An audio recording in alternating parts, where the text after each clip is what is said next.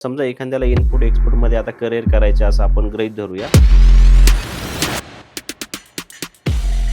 तर त्यांनी त्याची सुरुवात कशी केली पाहिजे? काहीच रॉकेट सायन्स नाही, एकदम सोप्या पद्धतीने मी एक शॉर्ट रोड मॅप तुम्हाला देतो. सगळ्यात पहिले ते एक चांगलं प्रोडक्ट निवडा जे तुम्हाला आवडतं. कोणतंही प्रोडक्ट निवडा, ॲग्रिकल्चर असू द्या, इंजिनिअरिंग असू द्या, टेक्स्टाईल असू द्या, फार्मा, जे काही तुम्हाला आवडेल.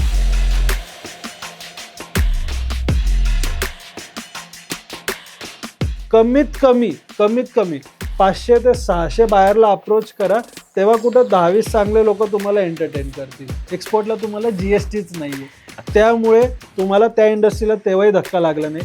नोटबंदी, डिमॉनिटायझेशन आलं, कॅश व्यवहार नाही आहे, तेव्हाही धक्का लागला नाही. कोविडसारखी सिच्युएशन भारतात नाही तर पूर्ण जगात होती. हे एकमेव व्यवसाय होता सर, आम्ही बिंदास फिरत होतो, आमचा स्टाफ फिरत होता, कारण की ही इंडस्ट्री तेव्हा पण बंद पडली नाही. आत्ता इंडिया पाकिस्तान वॉर झालं, रशिया युक्रेन आहे किंवा अजून कोणते वॉर सुरू असतील, हा व्यवसाय तेव्हाही बंद झाला नाही. त्यामुळे ज्याचं पास्ट एवढं ब्राईट आहे, प्रेझेंट एवढं ब्राईट आहे, तर विचार करा फ्युचर केवढं आहे.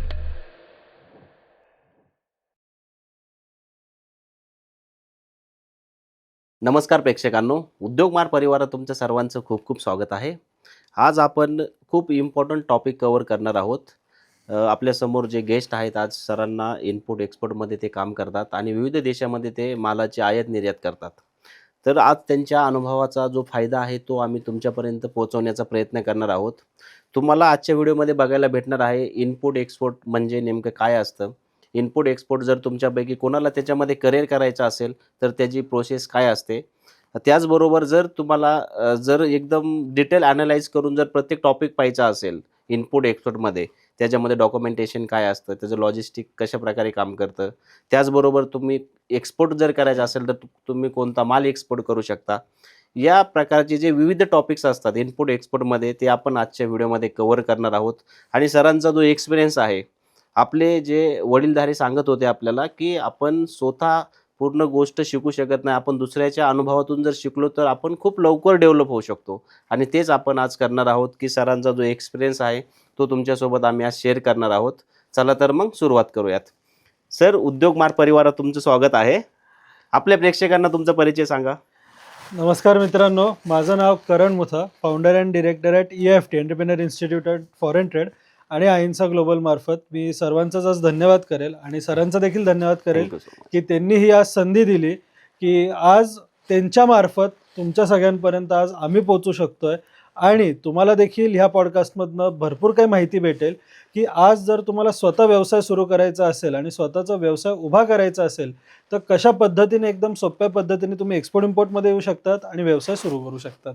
सर, मला सर्वप्रथम सांगा, आज आपण जर महाराष्ट्राची सिच्युएशन बघितली ना तर खूप वेगवेगळ्या क्षेत्रामध्ये आपले विद्यार्थी काम करतात. बरोबर. हां, काही कोणी स्पर्धा परीक्षा करत असेल, कुणी इंजिनिअरिंग असेल, कोणी डॉक्टर फील्डमध्ये असेल, पण तुम्ही ही जी युनिक ब्रांच निवडली आहे की इनपुट एक्सपोर्टमध्ये काम करताय, तर ही नेमकी कोणता उद्देश समोर ठेवून ह्या व्यवसायामध्ये तुम्ही करिअर केलंय, किंवा मला हे सांगा की ही आयडिया तुम्हाला कशी आली होती की आपण ह्याच्यामध्ये ही करिअर करू शकतो? बरोबर. आता सर्वप्रथम तर बघा, जसं तुम्ही म्हणले की व्यवसाय हा कसा निवडला, तर आज शक्यतो मी सगळ्यांना 2 गोष्टी सांगतो. जसं एक तर तुम्ही व्यवसायामध्ये बाय चॉईस येतात किंवा बाय चान्स येतात. 100%. आता माझा जो विषय होता, मी वैयक्तिक ह्याच्यात बाय चॉईस आलो, बाय चान्स नाही आलो. बाय चान्स म्हणजे काय की बाबा तुम्ही करत गेले, संधी भेटली आणि तुम्ही त्या क्षेत्रात आले. बाय चॉईस म्हणजे आज मी स्वतः हे निवडलं. का निवडलं, तर आज 2016 पासून आज आम्ही एक्सपोर्ट इम्पोर्ट व्यवसायामध्ये आहोत आणि लगभग जर तुम्ही बघितलं तर आज आपल्याकडे एवढ्या गोष्टी महाराष्ट्रामध्ये बनतायत की आपण विचार नाही करू शकत. येस. म्हणजे आज तुम्ही पाहिजे मुंबईमध्ये जा, नागपूर असेल, पुणे असेल, नाशिक असेल, कोणत्याही कानाकोपऱ्यात जा. आज प्रत्येक ठिकाणी महाराष्ट्रच नाही तर आज भारतात एवढ्या गोष्टी आपण बनवतोय ज्या आज आपण विचार नाही करू शकत, ह्या भावात आपण बाहेर पाठवतोय. मग जेव्हा मी विचार केला की जर आपण फक्त पुणे टू मुंबई जरी व्यवहार जर लोकांनी केला, किंवा आज लोक गुजरातमधनं माल आणून पुण्यामध्ये विकतायत किंवा Yes. पुण्यातनं माल घेऊन जाऊन छोट्या छोट्या गावात विकतायत, तर हाच माल आपण बाहेर का नाही विकू शकत. मग 100%. जेव्हा थोडी ह्याची मी माहिती घेत गेलो, थोडासा एक सखोल अभ्यास केला, थोडासा एक डोमेस्टिक काही 1-2 व्यवहार जेव्हा केले, त्यानंतर मग ह्याचा विचार केला की बाबा आज 2 आपल्याकडे गोष्टी आहेत. आज जो शेतकरी आज स्वतः माल उगवतोय त्याला भाव भेटत नाहीये. 100%. जे छोटे कारखाने चालवत आहेत, आज उदाहरण घ्यायचं झालं, सोलापूरमध्ये एवढा चादरीचा मोठा हब होता, Yes. आज सगळे धुळखात पडलेले आहेत अर्ध्याच्या वर. मग आज जो स्वतः ज्याची आज फॅक्टरी आहे किंवा जो छोटा स्मॉल स्केल मॅन्युफॅक्चरर आहे, शेतकरी आहे, आज तो किती काळ आज काम करतोय किंवा 100%. त्याला भाव भेटतोय का, ह्या भावनेने मी ह्या उद्देशात डोक्यात ठेवून या व्यवसायामध्ये आलो की आज आपण स्वतः एक्सपोर्ट इम्पोर्ट करायचं. आज माझ्याकडे बघा, म्हणजे माझा काही बिझनेस बॅकग्राऊंडही नाहीये, ना माझी काही शेती आहे, ना काही फॅक्टरी आहे. Yes. पण आज मी विचार केला की आपल्याकडे कसं आहे, आपण सगळ्यांचं भलं करायचा विचार करतो. पण मी विचार काय केला, पहिले मला सुरुवात करायची, माझी नीट सुरुवात झाली तर आज मला भरपूर जणांना साथ देऊन त्यांना ही सुरुवात करून देता येईल. त्या उद्देशाने आपण ह्या व्यवसायात पडलो. हळूहळू आज आपलं स्वतःचं एक्सपोर्ट इम्पोर्ट सुरू आहे आणि असे कित्येक लोक आहे ज्यांना आम्ही ह्या व्यवसायात आणलंय आणि आज पॉझिटिव्हली आज ते काम करतात. मग त्याच्यात अगदी आज माझ्याकडे 20 वर्षापासून तरुण आहे ते 72 वर्षापर्यंत एजेड व्यक्ती पण आहे. अच्छा. की आज जसं तुम्ही म्हणला की आज इंजिनिअरिंग बॅकग्राऊंडचे तरुण आहेत किंवा UPSC MPSC करणारे आहेत किंवा कॉमर्स ग्रॅज्युएट आहेत. आज शिक्षणासाठी एवढा पैसा खर्च करून आज नोकऱ्यांमध्ये त्यांना काय फायदा आहे. आज अगदी 10-15 हजारापासून मॅक्सिमम 25-50 हजार पर्यंत नोकऱ्या करतायत. Yes. पण आज एकीकडे बघितलं तर आज इन्फ्लेशन आपण ज्याला म्हणतो की आज खर्च एवढा वाढत चाललेला आहे की आज तुमचं 10-20 हजारात काय भागणार. 100%. मग त्यामुळे कसं आहे की छोटा का होईना व्यवसाय तुमचा स्वतःचा असणं भरपूर गरजेचं आहे. त्याच्यात कन्सिस्टन्सी ठेवा, 100% यश तुम्हाला भेटत जाईल. सर्वप्रथम आता तुम्ही ह्या क्षेत्रामध्ये ज्यावेळेस एंट्री केली होती, तर आज इनपुट एक्सपोर्ट आहे ना, तर हे खूप लोकांना ही कॉन्सेप्टच माहीत नाही आहे आज. बरोबर. म्हणजे प्रत्येकाला असं वाटतं की आपला माल विदेशामध्ये विकला पाहिजे, पण त्यांच्यापाशी आहे ना माहितीचा अभाव असतो. तर बरोबर. मला सांगा, ज्यावेळेस तुम्ही याच्यामध्ये एंट्री केली होती, तर त्यावेळेस माहिती कशी कलेक्ट केली होती की अशा प्रकारे पूर्ण प्रोसेस काम करते? बरोबर. आता हे बघा, आपल्याकडे एक म्हण आहे, Paris was not built in a day. म्हणजे काय की आज व्यवसाय करायचा आहे तर कमीत कमी वर्षाला नाही म्हणलं तर साधारण एक 4 ते 5 हजार लोकांना माझी भेट होते. 80% जेव्हा मी लोकांना भेटतो ना, त्यांच्याकडे पेशन्स बिलकुल नाहीये. म्हणजे काय की आज मी व्यवसाय सुरू केला, आज पैसा टाकला आणि उद्या लगेच ATM मशीन सारखे पैसे बाहेर पडणारे तर बिलकुल नाही. Yes. हे डोक्यातनं काढून टाका. आज शाळेतनं पण तुम्ही सुरुवात केली तर डायरेक्ट 10वी-12वी नव्हती दिली. आज तुम्ही तेवढे वर्ष त्याच्यात दिले तेव्हा कुठं जाऊन तुम्हाला ते ग्रॅज्युएशन सर्टिफिकेट भेटलं. 100%. मग आज व्यवसाय जरी तुम्हाला करायचा आहे तर आज मी देखील डायरेक्ट व्यवसायात नव्हतो पडलो. जॉब बॅकग्राऊंड होता. जॉब करता करता पॅरेलली थोडंसं काही रिटेल कामं करायचो, थोडंसं हळूहळू डोमेस्टिक व्यवसाय सुरू झाला. ते करता करता एक्सपोर्ट इम्पोर्ट बद्दल माहिती आली. म्हणजे आज माझ्याकडे 2 जे कारणं येतात की एक तर वेळच नाहीये. तर अच्छा. माझा पर्सनल जर अनुभव बघितला तर एकीकडे माझी डिग्री पण सुरू होती, एकीकडे माझा जॉबही सुरू होता, एकीकडे माझे काही 2-3 पर्सनल कामही सुरू होती. म्हणजे जे घरातनं मी सकाळी 7-8ला निघायचो ते घरी येते तर 12-1 व्हायचे. 100%. आता तेव्हा आपण आपल्या वयात तरुणाचा विचार काय करतो, मी स्वतः देखील 15-16 वर्षामध्येच कामाला लागलो. आता आपण त्यावेळेस विचार काय करतो की अरे आपल्या अवतीभोवती लोक काय करतात आणि आपण काय करतोय. पण आज त्याचं फळ मला भेटतंय. म्हणजे माझ्या बरोबर जेवढा केवढा क्राऊड होता तो आज कुठे आणि मी काय करतोय तर ते बघून मला समाधान वाटतं. Yes. मग आज जेव्हा ह्या क्षेत्रात पडलो तर नक्कीच की अडचणी नाही आल्या असं नाहीये, जे पुढे मी सांगेलच नक्की. पण कन्सिस्टन्सी ठेवली की आज हळूहळू ह्याच्यात आम्ही जेव्हा काम स्टार्ट केलं तर पहिली मला एक्सपोर्ट ऑर्डर जनरेट व्हायला कमीत कमी 7 ते 8 महिने गेले. अच्छा. मग आज आता ते 7-8 महिने काय गेले की तेव्हा त्यावेळेस कोणी असं मार्गदर्शन करायला नव्हतं किंवा प्रॉपर गायडन्स द्यायला नव्हता. जे आज सगळ्यांनाच वाटतं की डॉक्युमेंटेशन अवघड आहे किंवा फसवणूक कुठे झाली, भरपूर मोठी गुंतवणूक घ्यायला लागेल किंवा मला एक इंग्लिशच बोलावं लागेल, मला भाषाच गरजेची आहे. ते काही गरजेचं नाहीये. तुम्हाला ह्या व्यवसायात फक्त 3 गोष्टीकडे लक्ष द्यायचं. एक चांगलं प्रोडक्ट निवडायचंय, अच्छा. चांगलं मार्केट निवडायचंय आणि चांगलं बाहेर शोधायचं आहे. बाकी जेवढं केवढं काम आहे हे सगळं आउटसोर्स करून घेऊन तुम्ही कमी भांडवलमध्ये देखील हा व्यवसाय सुरू करू शकता. ज्यावेळेस व्यवसायामध्ये तुम्ही एंट्री केली सर, त्यावेळेस पहिला प्रोडक्ट कोणता इम्पोर्ट किंवा एक्सपोर्ट केला होता? सगळ्यात पहिले बघा, जेव्हा एक तुम्हाला सांगतो जी सगळ्यांच्याच मानसिकता आहे, एक तर कसं आहे की लोकांकडे स्वतःचं घरातलं प्रोडक्ट असेल, फॅक्टरीमधलं किंवा शेतामधलं Yes. नसेल तर लोक थोडे चंचल असतात की मला सगळ्याच प्रोडक्टमध्ये काम करायचं आहे किंवा एक कॉमन प्रश्न असतो, सर सगळ्यात फायदा कोणता जास्त मला सांगा, मी ते प्रोडक्ट घेतो. आणि काही अशा असतात की माझ्याकडे प्रोडक्टच नाही. येस. तर आज माझी पण ती स्थिती होती की बाबा सगळ्यात जास्त डिमांडेड प्रोडक्ट बघू किंवा कशात जास्त मार्जिन आहे बघू, म्हणून 10 प्रोडक्ट हातात घेतले, पण खरं सांगायचं काम कशातच झालं नाही. मग जेव्हा ऍक्च्युअली या इंडस्ट्रीमध्ये उतरलो, तर सगळ्यात पहिले मी विचार काय केला की आज Yes. महाराष्ट्र म्हणल्यावर आपल्याकडे 2 इंडस्ट्री सगळ्यात जास्त चालतात, एक ऍग्रिकल्चर आणि एक इंजिनिअरिंग इंडस्ट्री. Yes. आता बिंग कॉमर्स ग्रॅज्युएट मी इंजिनिअरिंगला हात नाही टाकला, ज्या सगळेजणच विचार करतात. ऍग्रिकल्चर मी पण विचार केला, ऍग्रिकल्चर विचार केला, त्यानंतर त्याच्यातनं भरपूर प्रोडक्टमधनं एक प्रोडक्ट पहिले सिलेक्ट केलं. आता ते पहिलं एक प्रोडक्ट डोक्यात ठेवून मग त्याची जर्नी माझी हळूहळू सुरू झाली आणि पहिली शिपमेंट जी झाली ती ही माझी मिक्स व्हेजिटेबलवरनं सुरू झाली. अच्छा. अशा पद्धतीने आपण काम सुरू केलं. पहिली ऑर्डर ॲज युजल, जसं सगळे म्हणतात की नियर बाय काय, तर दुबई. कारण की दुबईला असतो मला जास्त कष्ट नाही घ्यायचे. मला हे सांगा सर की दुबईच का निवडतात बरं? दुबई का निवडतं तुम्हाला सांगतो. दुबई एक तर इझी ॲक्सेसेबल मार्केट आहे. हा. ओके, दुबई फ्रॉड मार्केट नाहीये, दुबई फ्रेशर्स मार्केट नाहीये. म्हणजे आज तिथे फ्रॉड करणारे आपलेच भारतीय लोक बसलेत, अच्छा. दुसरे तिसरे कोणी लोक नाहीत. आणि इझी ॲक्सेसेबल आहे ना, तुमचा माल 4-5 दिवसात तिथे पोहोचतो. ऑर्डरसाठी मेहनत करायची नाहीये, आपले लोकच तुम्हाला ऑर्डर तिथे देतात एकतर. Yes. पण आज तिथे कसं आहे, 100 मधनं तुम्हाला 5 क्लायंट चांगले बसलेले आहेत ना. मग दुबई इझी ॲक्सेसेबल मार्केट आहे.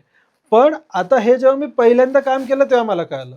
आज मी छाती डोकून लोकांना काय सांगतो, दुबईला एक्सपोर्ट नका पहिले करू, जोपर्यंत तुमच्या 2-3 शिपमेंट होत नाही तोपर्यंत करू नका. चांगलं तुम्हाला ॲडव्हान्सवर आज या इंडस्ट्रीमध्ये काम होतं. मग चांगले मार्केट घ्या ना.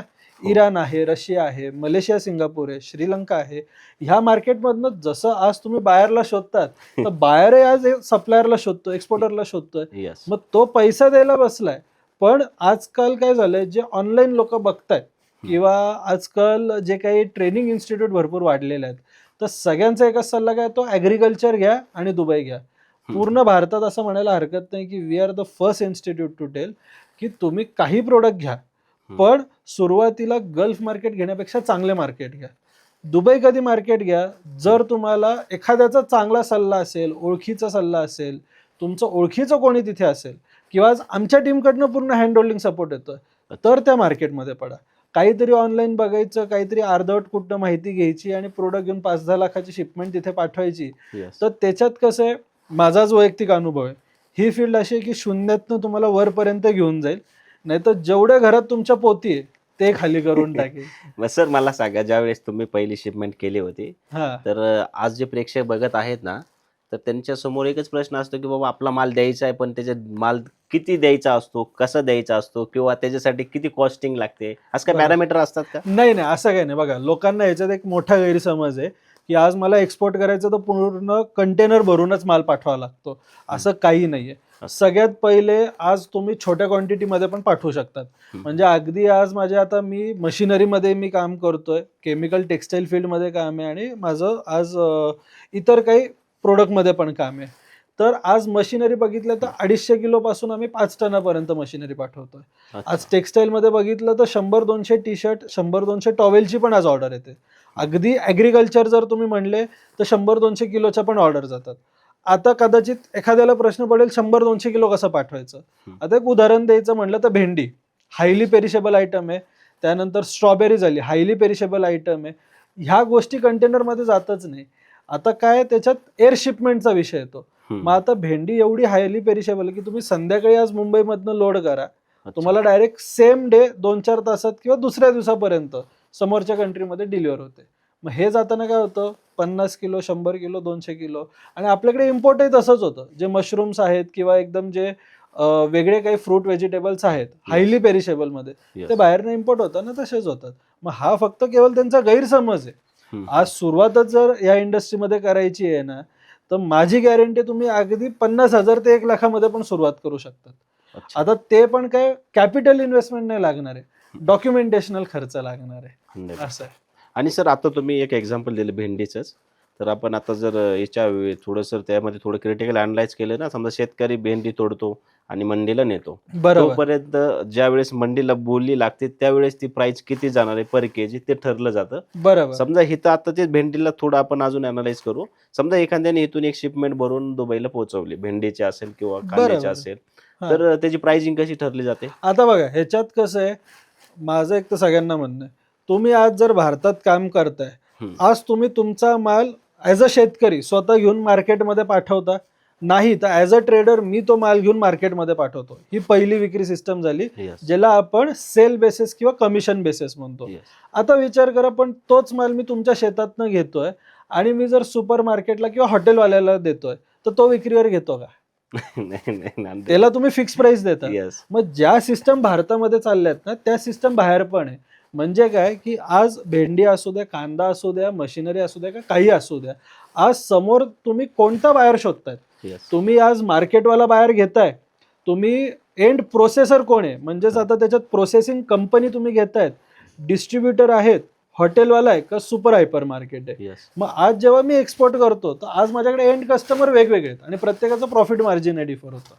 असं सर मला सांगा, आपण थोडंसं काय करू, समजा एखाद्याला माल द्यायचा आहे, गृहीत धरा आपले जे कॅमेरामॅन आहेत आता ऋषी सरांना त्यांच्या शेतीमधला कांदा दुबईला पाठवायचं आहे. बरोबर. तर त्यासाठी डॉक्युमेंटेशन त्यांनी कोणते करणं गरजेचं असतं? एकदम सोपं आहे. बघा, आज आता कदाचित त्यांना जर मी सांगितलं तुम्हाला एक्सपोर्ट करायचं, सगळ्यात पहिले त्यांना भीती काय वाटते, सरांना किंवा प्रेक्षकांना, भरपूर काहीतरी डॉक्युमेंटेशन आहे, सह्या करायला पोर्टला जावं लागेल, गव्हर्नमेंट ऑब्लिगेशन आहे, काही ह्याच्यात नाहीये. ह्याच्यात खरं सांगायचं झालं तर जसं मी मगाशी सांगितलं, परत सांगतो, ॲज अ एक्सपोर्टर तुम्हाला 3च गोष्टी करायच्या: चांगलं प्रोडक्ट, चांगलं मार्केट, चांगलं बाहेर. डॉक्युमेंटेशन हा जो पार्ट आहे ना, हा सगळं काम तुमचं CH आहे, कस्टम हाऊस एजंट व्यक्ती बघतो. पण सुरुवातीला जेव्हा तुम्हाला माल पाठवायचा आहे, तर तुम्हाला वैयक्तिक काय लागणार आहे, एक प्रोप्रायटरशिप कंपनी लागते. आता लोकांना गैरसमज असतो मला प्रायव्हेट पाहिजे किंवा LLP फर्म पाहिजे, काही गरज नाहीये. तुम्ही प्रायव्हेट फर्म आज काढा आणि त्याच्यावर मला 10 लाखाचं लोन घेऊन दाखवा, काही नाही. ह्याच्यात एक उलट काय की गव्हर्नमेंटनी आज सरसकट सगळ्यांना सेम फायदे दिलेले आहेत. मग आपल्याकडे कसं डोमेस्टिकला की FPCला जास्त, फार्मर प्रोड्युसर कंपनीला जास्त फायदे आहेत, नवीन कंपनीला नाही. ह्याच्यात तुम्हाला फक्त एक प्रोप्रायटरशिप कंपनी रजिस्टर करायची, जिचा खर्च तुम्हाला हार्डली 2,500-3 हजार रुपये पडतो. ती कंपनी तुम्ही एक्सपोर्ट, इम्पोर्ट, ई-कॉमर्स आणि रिटेल बिझनेस सगळ्यासाठी वापरा. ते झाल्यानंतर 2च डॉक्युमेंटेशन काढायचे. आता या प्रोप्रायटरशिपच्या कंपनीमध्ये तुमचं IEC कोड, जे एकमेव लायसन्स आहे ज्याच्यावर तुम्ही सगळं काही एक्सपोर्ट इम्पोर्ट करू शकतात, ते पण आलं, GST आलं, उद्योग आधार आलं, MSME पण आलं, सगळं डॉक्युमेंट त्याच्यात झालं. जेव्हा मग आता तुम्ही बाहेरशी चर्चा करणारे, बोलणारे, त्याच्या एक 8-10 दिवसाआधी 2 डॉक्युमेंट तुम्हाला अजून काढावे लागणार आहे. पहिलं आहे तुमचं एक्सपोर्ट प्रमोशन काउन्सिल. म्हणजे आज गव्हर्नमेंटने काय केलं, गव्हर्नमेंट भरपूर तुम्हाला फायदे देत आहे, पण ते तुम्हाला माहित नाहीये. आपल्या डोक्यात काय बसलं, अरे नाही गव्हर्नमेंट आहे, बँक ऑफ महाराष्ट्र, SBI, डिल्ल काम आहे, तर बाबा तसंच चालणार आहे. तर त्यामुळे कसं, ह्याच्यात तसं नाहीये. ह्याच्यात मी काय म्हणतो, गव्हर्नमेंट तुम्हाला आज काय म्हणतो आपण, नवरदेवासारखं बघते. म्हणजे काय, आज नवरदेव झाला, लग्न झालं, तर तुम्हाला कमवूनच देणार आहे, जमाई थोडक्यात आपण म्हणतो.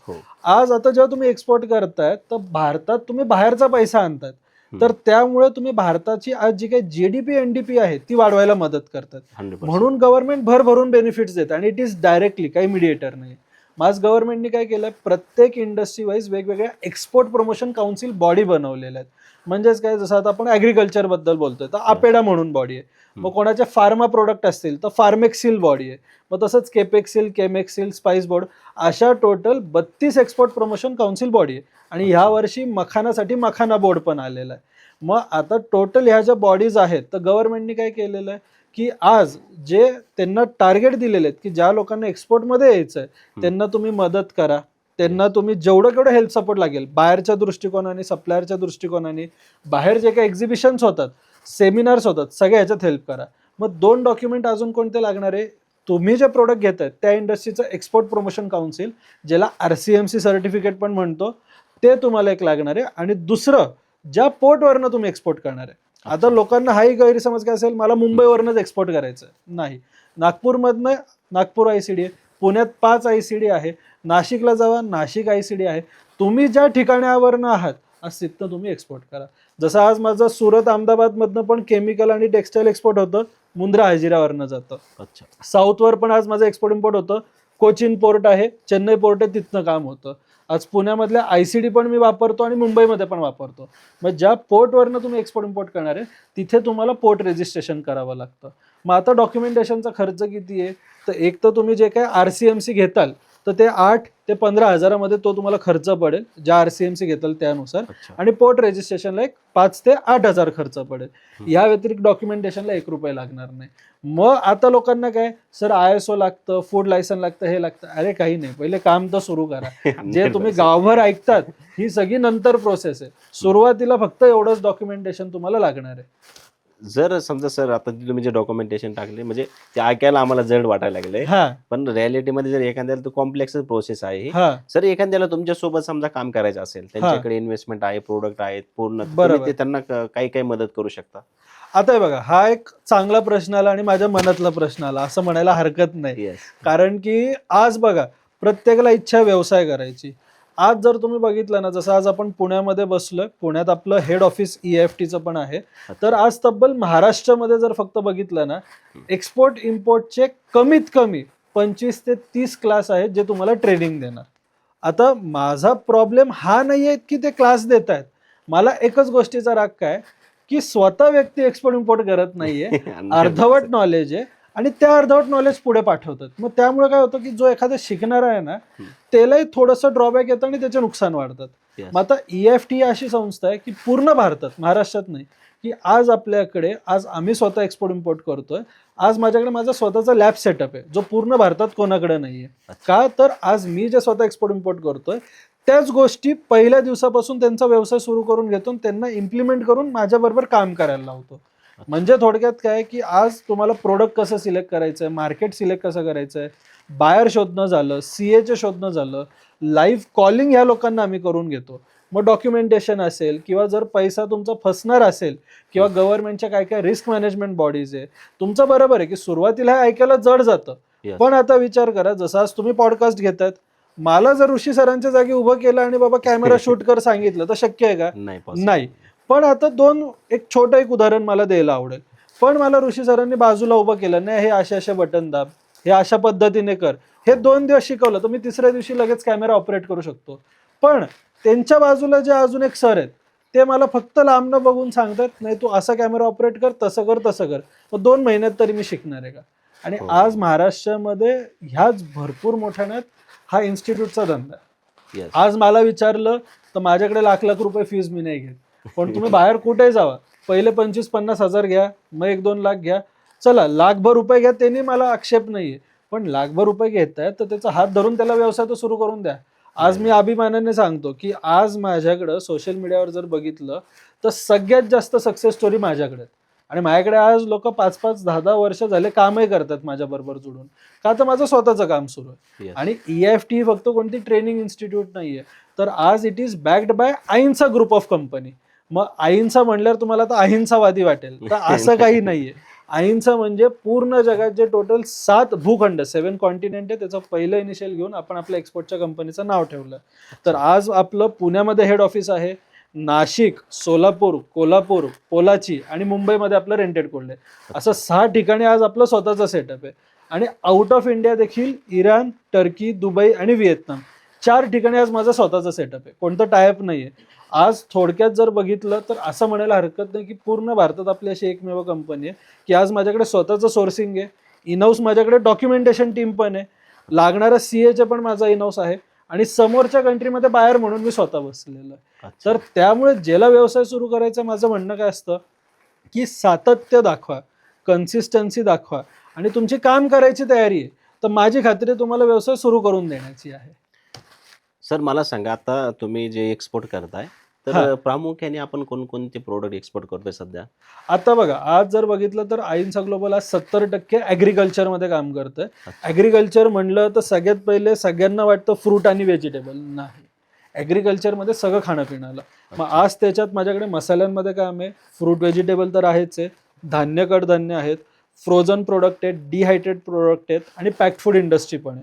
आज 70% काम माझं ह्याच्यात एक्सपोर्ट आणि इम्पोर्टमध्ये चाललंय. 30% जे आज माझं काम आहे हे केमिकल इंडस्ट्री, मशिनरी इंडस्ट्री आणि टेक्स्टाईल इंडस्ट्री. आज या 30%मध्ये आज आपलं ह्याच्यात काम सुरू आहे पूर्णपणे. आपण USA मध्ये काय करतोय का सध्या? येस, एक्झॅक्टली युएसए नाही म्हणता येणार, पण आज टेक्सास झालं आणि कॅनडा झालं. तर आज आपण ह्या ठिकाणी टेक्स्टाईल ऑलरेडी एक्सपोर्ट करतोय आणि काही इन प्रोसेस वर्किंग आहे, पण सध्याच्या स्थितीला आपण टेक्स्टाईल तिथे पाठवतोय आणि काही हँडीक्राफ्टच्या ऑर्डर पाईपलाईन मध्ये आहेत. आता सध्या तिथलं गव्हर्नमेंट चेंज झालं होतं. बरोबर, right. ट्रम्प आले होते. राईट, त्यांनी भरपूर सारे टॅरिफ 56% काय ते टॅरिफ वाटतं भारतावर. 200 पर्यंत नेलतं आणि परत कमी जास्त केला. त्याचा काय बरोबर. परिणाम झाला का इनपुट नाही, हे बघा, आता पॉलिटिक्स भारतात काय चालतंय कोणाला सांगायची गरज नाहीये. तर त्यामुळे आज कसं इलेक्शन मध्ये आल्यावर हे करणं गरजेचं होतं. पण आज मला लोकांना काय म्हणायचं की तुम्ही खऱ्या रियालिटी पर्यंत जावा. म्हणजे आज कदाचित आज आपण जी माहिती डिस्कस करतोय ही माहिती कधीच कोणी डिस्कस कदाचित केली नसेल. किती पॉडकास्ट बसवू द्या. आता जेव्हा ट्रम्पनी हे जेव्हा सांगितलं तर फक्त बॉल काय झालं, 200% ड्युटी लावली, 100% ड्युटी लावली. अरे तसं नाहीये. तुम्ही डिटेल न्यूज आज वाचा. ऑफिशियल जर एक्सपोर्ट इम्पोर्टची जर कोणाला माहिती पाहिजे, मी फ्रीमध्ये 2 तुम्हाला आज वेबसाईट सांगतो जे आम्ही सेशनला सांगतो. पहिली आहे DGFT आणि दुसरी आहे FIO, निर्यात मित्र. ह्याला तुमचा मेल ID सबस्क्राईब करा. ऑफिशियली तुम्हाला जे काही तिथनं नोटिफिकेशन येतं ना त्याला खरं माना. ट्रम्पनी काय केलंय की आज त्यांचं काय म्हणणं आहे, मागणं चोरून ते पण रशिया बरोबर ट्रेड करतात. 100%. मग आपण आज लाईमलाईट मध्ये येऊन आज आपण काम करतो. आपण रशिया बरोबर काम करतो हे काय त्यांना माहित नव्हतं का? Russia is good friend of India. आणि यावेळेस तर छाती डोकून आज पुतीन साहेब इथे आले आणि आपण करार साईन केलेला ऑफिशियली जगासमोर.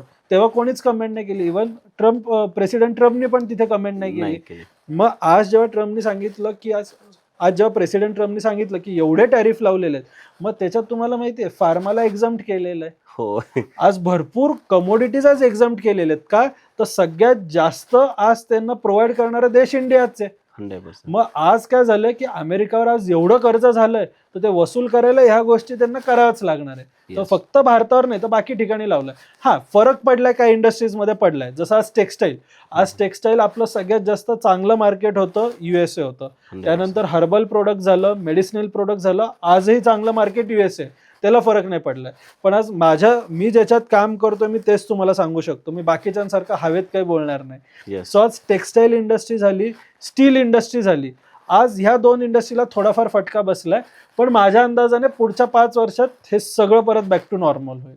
हे असं मी जे दृष्टिकोन बघतो हे 100% होऊन जाईल.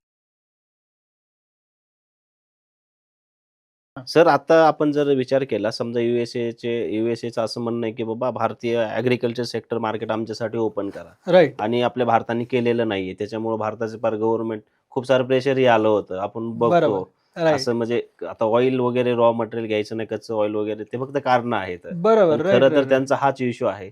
समजा गव्हर्नमेंटने निर्णय घेतला की त्यांच्यासाठी आपण मार्केट ओपन केलं तर आपल्याला काय नुकसान होऊ शकतं? भारत काय विरोध करतो? फार्मरला नुकसान होऊ शकतं का? फार्मर नाही. बघा सर, आज जर बघितलं ना तर आज ह्याच्यात सगळ्यात मोठं बळी सापडणारा जो व्यक्ती आहे ना तो शेतकरी आहे. शेतकरीच बरोबर काय होणार आहे, आपण लोक पण आहे. म्हणजे आज एक तुम्हाला छोटीशी गोष्ट तुम्हाला सांगायला मला आवडेल. आज चायना, म्हणजे आज मी स्वतः ऑलमोस्ट 13 कंट्रीज फिरून आलो, 4 ठिकाणी आपला सेटअप पण आहे. मग आज जर तुम्ही चायनामध्ये बघितलं ना सर, कशाचं मॉडिफिकेशन नाहीये.